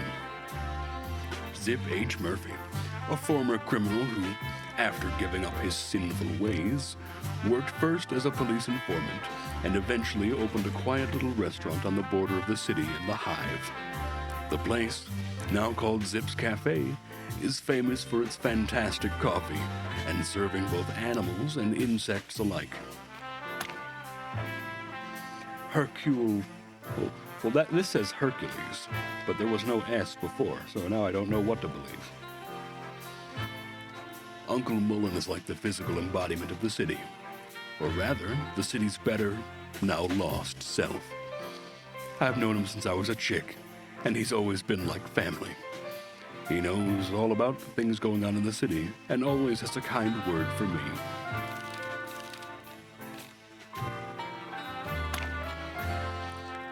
The Clawville Chronicle is one of the city's best-selling and most popular daily newspapers. Although supposedly impartial, after the Segregation Act, it has become quite critical of the Crown and anti-royalistic in tone. Nevertheless, it does try to be objective, although it is nowadays becoming more and more like a tabloid.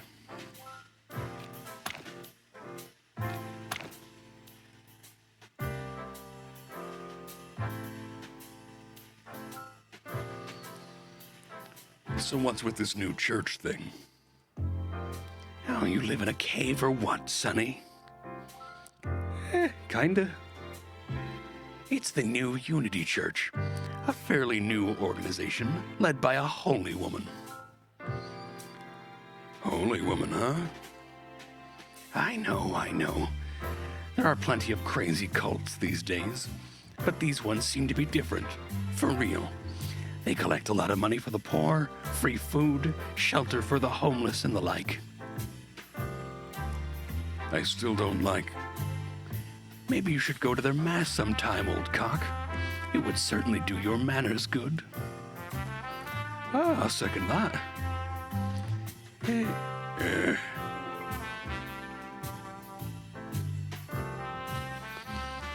Whatever Zip says, that church thing gives me the creeps.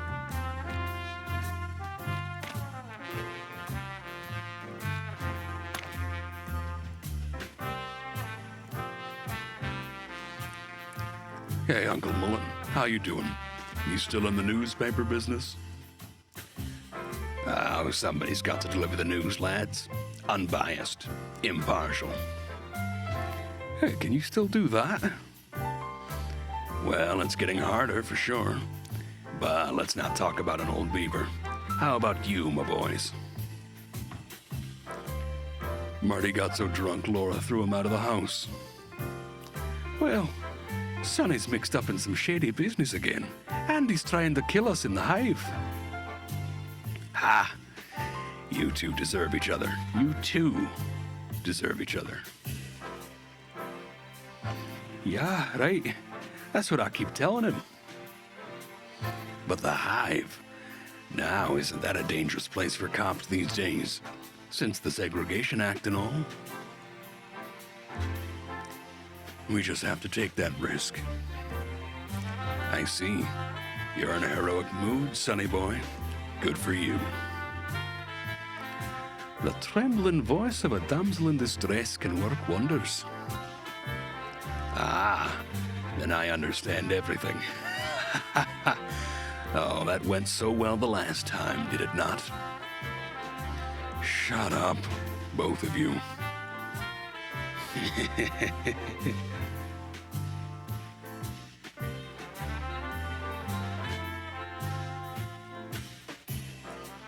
Hey, old fella, you still shuffling the cards? You mean the Clawville wild cards? Sure I am, sonny boy. You in the mood for a good shakedown? Fifth, Sonny's the real deal on this one. You know, drunks usually are. I mean, ex-drunks, of course. Yeah. Ha ha. So, shall we? Sure. Let's do this. That's the spirit, boys. Just come on out to the alley. Zip doesn't like us gambling in his new fancy place. Just shuffle the cards. Stop yapping, old man. Clawville Wildcards. A round ends. Hello, Talk. You've caught me during my visual novel stream. A round ends when a player fills a row with their own cards. Win 3 rounds to win the match. Each card has an attack and a defense. Adjacent cards in the same row can attack each other. Giga Chat Supreme is here. Welcome. When a card's defense reaches 0, it gets removed from play. Attackers become exhausted but can be restored. A chip of the opposite color locks the field when a card is removed. You can play cards on your own tokens. Playing cards, restoring cards, and attacking each require 1 action point. Alright, let's see how we do.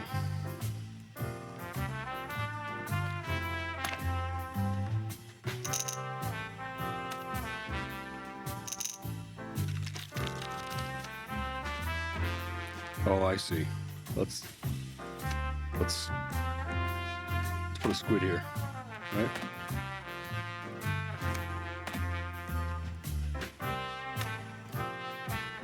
Oh, I see. I see now. You could put a giraffe. I think I see. I have 1 action point left.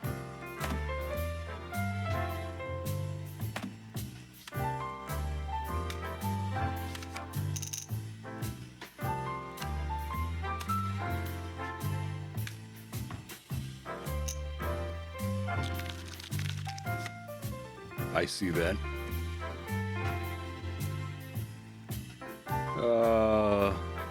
Shark's got a lot of attack.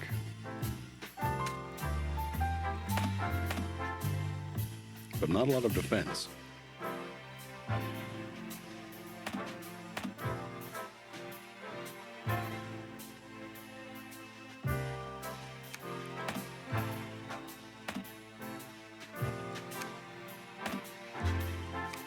Yep, we got a goat.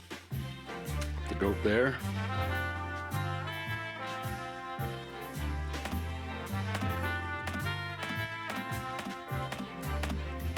Only a little intuitive. And we put the ape there.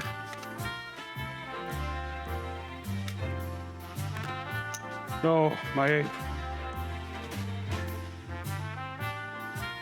Well, I didn't do very good.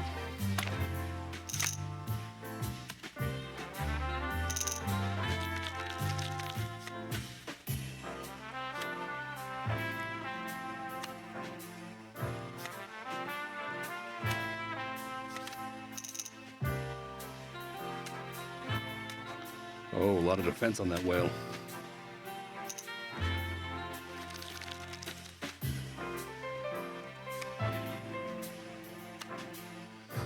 Maybe put cards where he has cards. That's a good plan.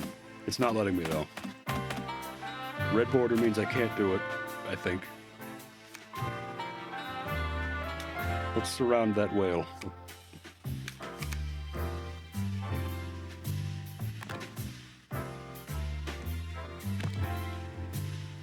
Guy keeps bonking my dang...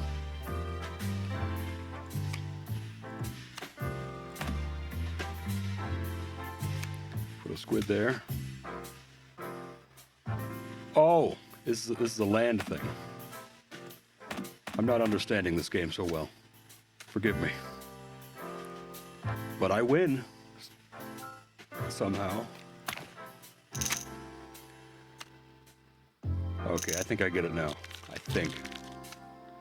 So let's see. A lot of attack on that line. So we'll just...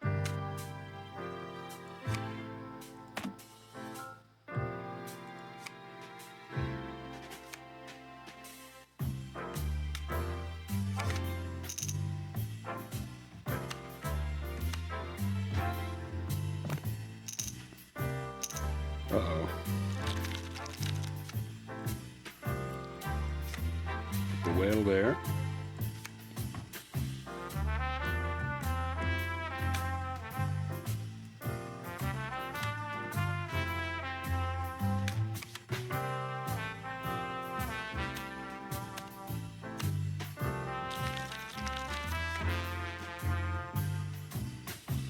need to get to the opponent's end of the board by taking space from uncontested spots or by killing their cards.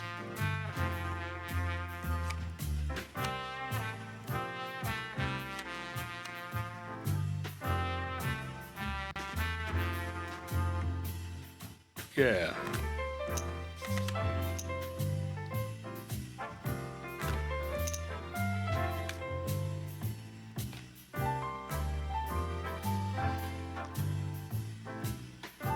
Oh, you aren't doing so well.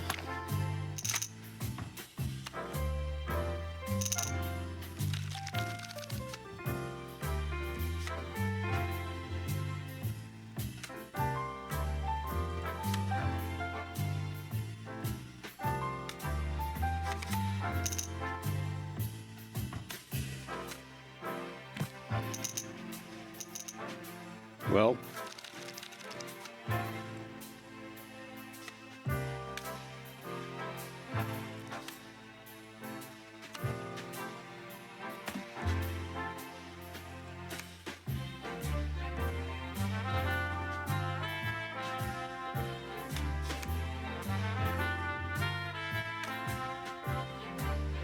the only caveat I'm noticing is you need to have a full row for it to count. That's... We'll do that. Owl.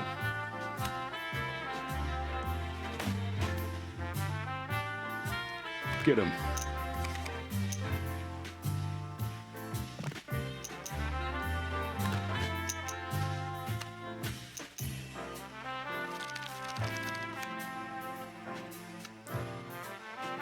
The wasp there.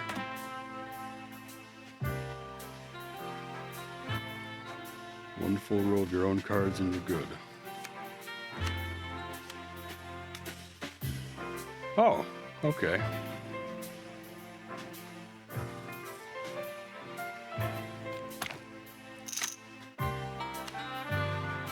I think I get it. I don't think I get it.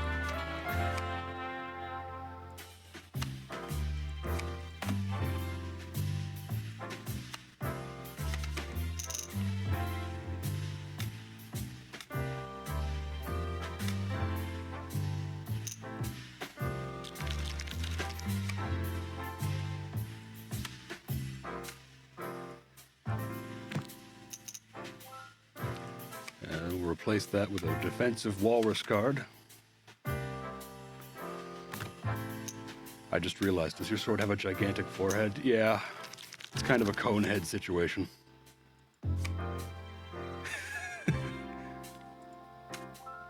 Rhino, defeat monkey.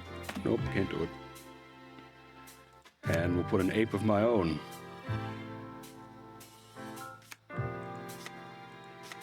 Well, fill the middle row. And we'll put a goat there.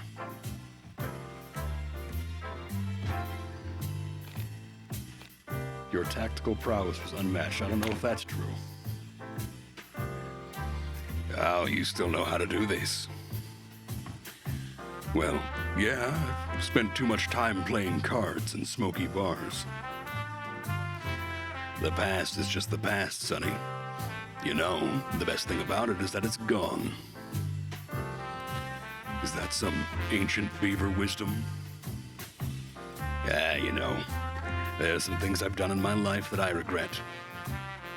Yeah, I didn't really understand the whole defending thing there. It's fill up the spots as fast as possible. The game.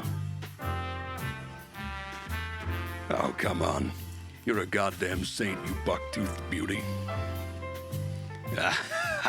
That's a good one.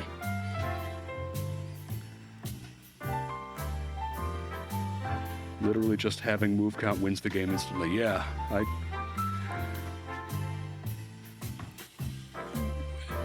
This isn't that kind of puzzle game, I don't think. I think they got just enough to have it in here. I mean, it's a talking beaver with a pipe. Let's marvel at that. What do you make of the recent riots? You know, Sonny, it's about time the insect folk got their act together. You boys at the station ain't doing anything. Sorry about that, but somebody's got to do something. because those miserable bugs are gonna end up eating each other in there. And I mean literally. That sounds tough. Because it is. What's in there is unsustainable. If there's no one to maintain order, order will come. But who will be in charge of this new order?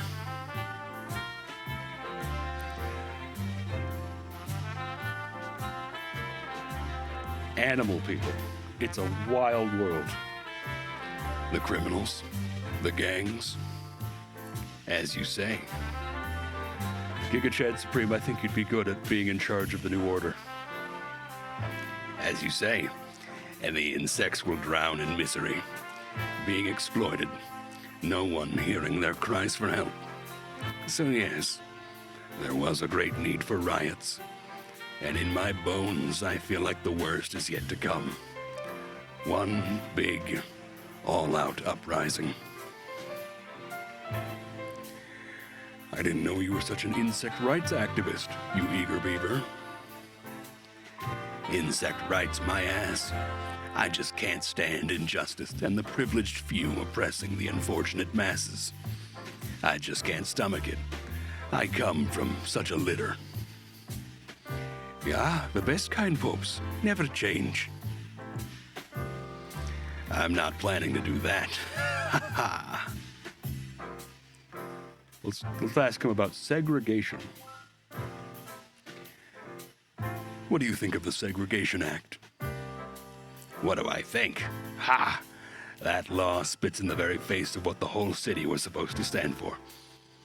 Yes, exactly. Insects are a second-class citizenship here